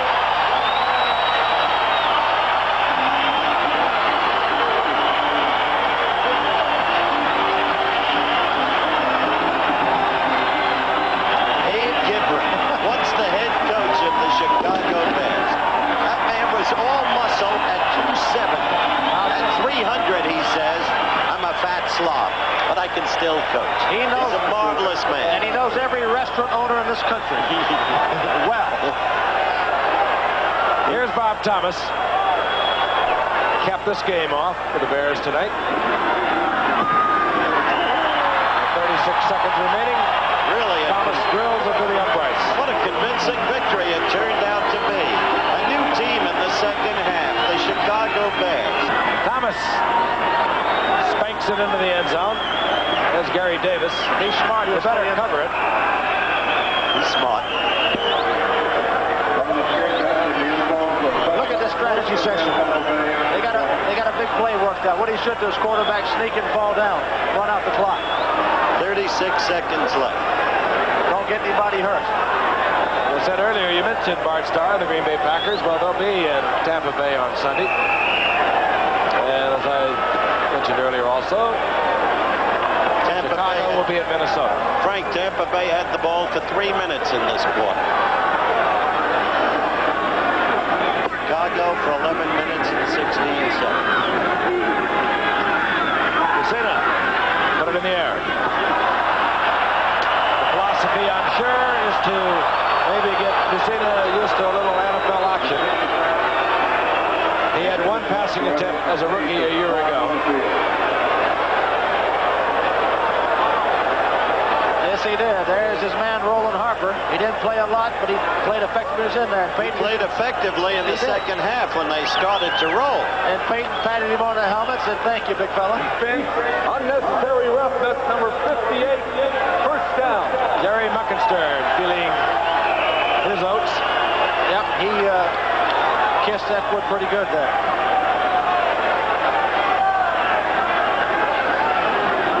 It's a first down for Tampa out of the 35. Casino chased out of the pocket. Go down. And he hook slides up to the 49-yard line. The seconds tick away. I don't believe they're not calling timeout, are they, Howard? I'm afraid. They really did. They called timeout. He's getting instruction. Cena moves over to the sidelines, and they again apparently thinking a point differential in the playoffs. Give us a chance to remind you again, we'll be in Denver, where the snow is starting to smell in the air out there. I like this time of year out in the Rockies. We'll be there for the Washington Redskins. Who do you think will be the quarterback of the Broncos next Monday night, guys? Robinson or Morton? I don't know. Red Miller, I don't think Red Miller's given up on Matt yet. In the meantime, the Redskins at 1-4 are a better team than that record shows. They really are. They've had very difficult luck, and of course the loss of Riggins is catastrophic. On first down, Messina goes to Jerry Eckwood. Eckwood puts a little move on and moves inside the 40 to the 43-yard line. They call another timeout. Yeah, it's hard to understand. It really is. Well, they won't call anymore because they're gone. I mean, that's a formality that one can do without. Well, McKay called it. They remain. I saw him give the signal on the sideline to call the timeout, which they did. Well, putting into perspective, the game is lost, of course, but Chuck Messina is seeing his real first action, and I'm sure that John McKay would like to have him feel that heat out there for a while. Get used to it. There might be a time when he has to come in for real. There's Barry Bucks. And so they did. Offset. Tampa Bay timeout. That's their last timeout. Offsetting penalties. And there's Walter Payton. He had himself a night. It's lonely on top, Walter.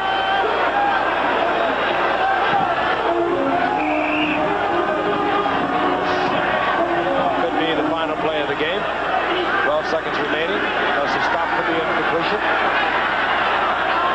Cena puts it up, and it is stopped. Oh, they got a flag down The there. flag is down. Personal The foul. 17-yard line. Personal foul against the Bears against Jimmy Giles. The penalty should start back at the line of scrimmage, 15 yards. Jimmy Giles, the leading receiver for the Bucs a year ago, and a great all-pro at that, has one reception on the night for 5 yards. Well, Howard, maybe McKay knew what he was doing. Foul, unnecessary roughness, number 45. Defense, first down. Gary Pensick. The personal foul for the Bears. Chicago tonight penalized 105 yards. Tampa Bay penalized 90 yards.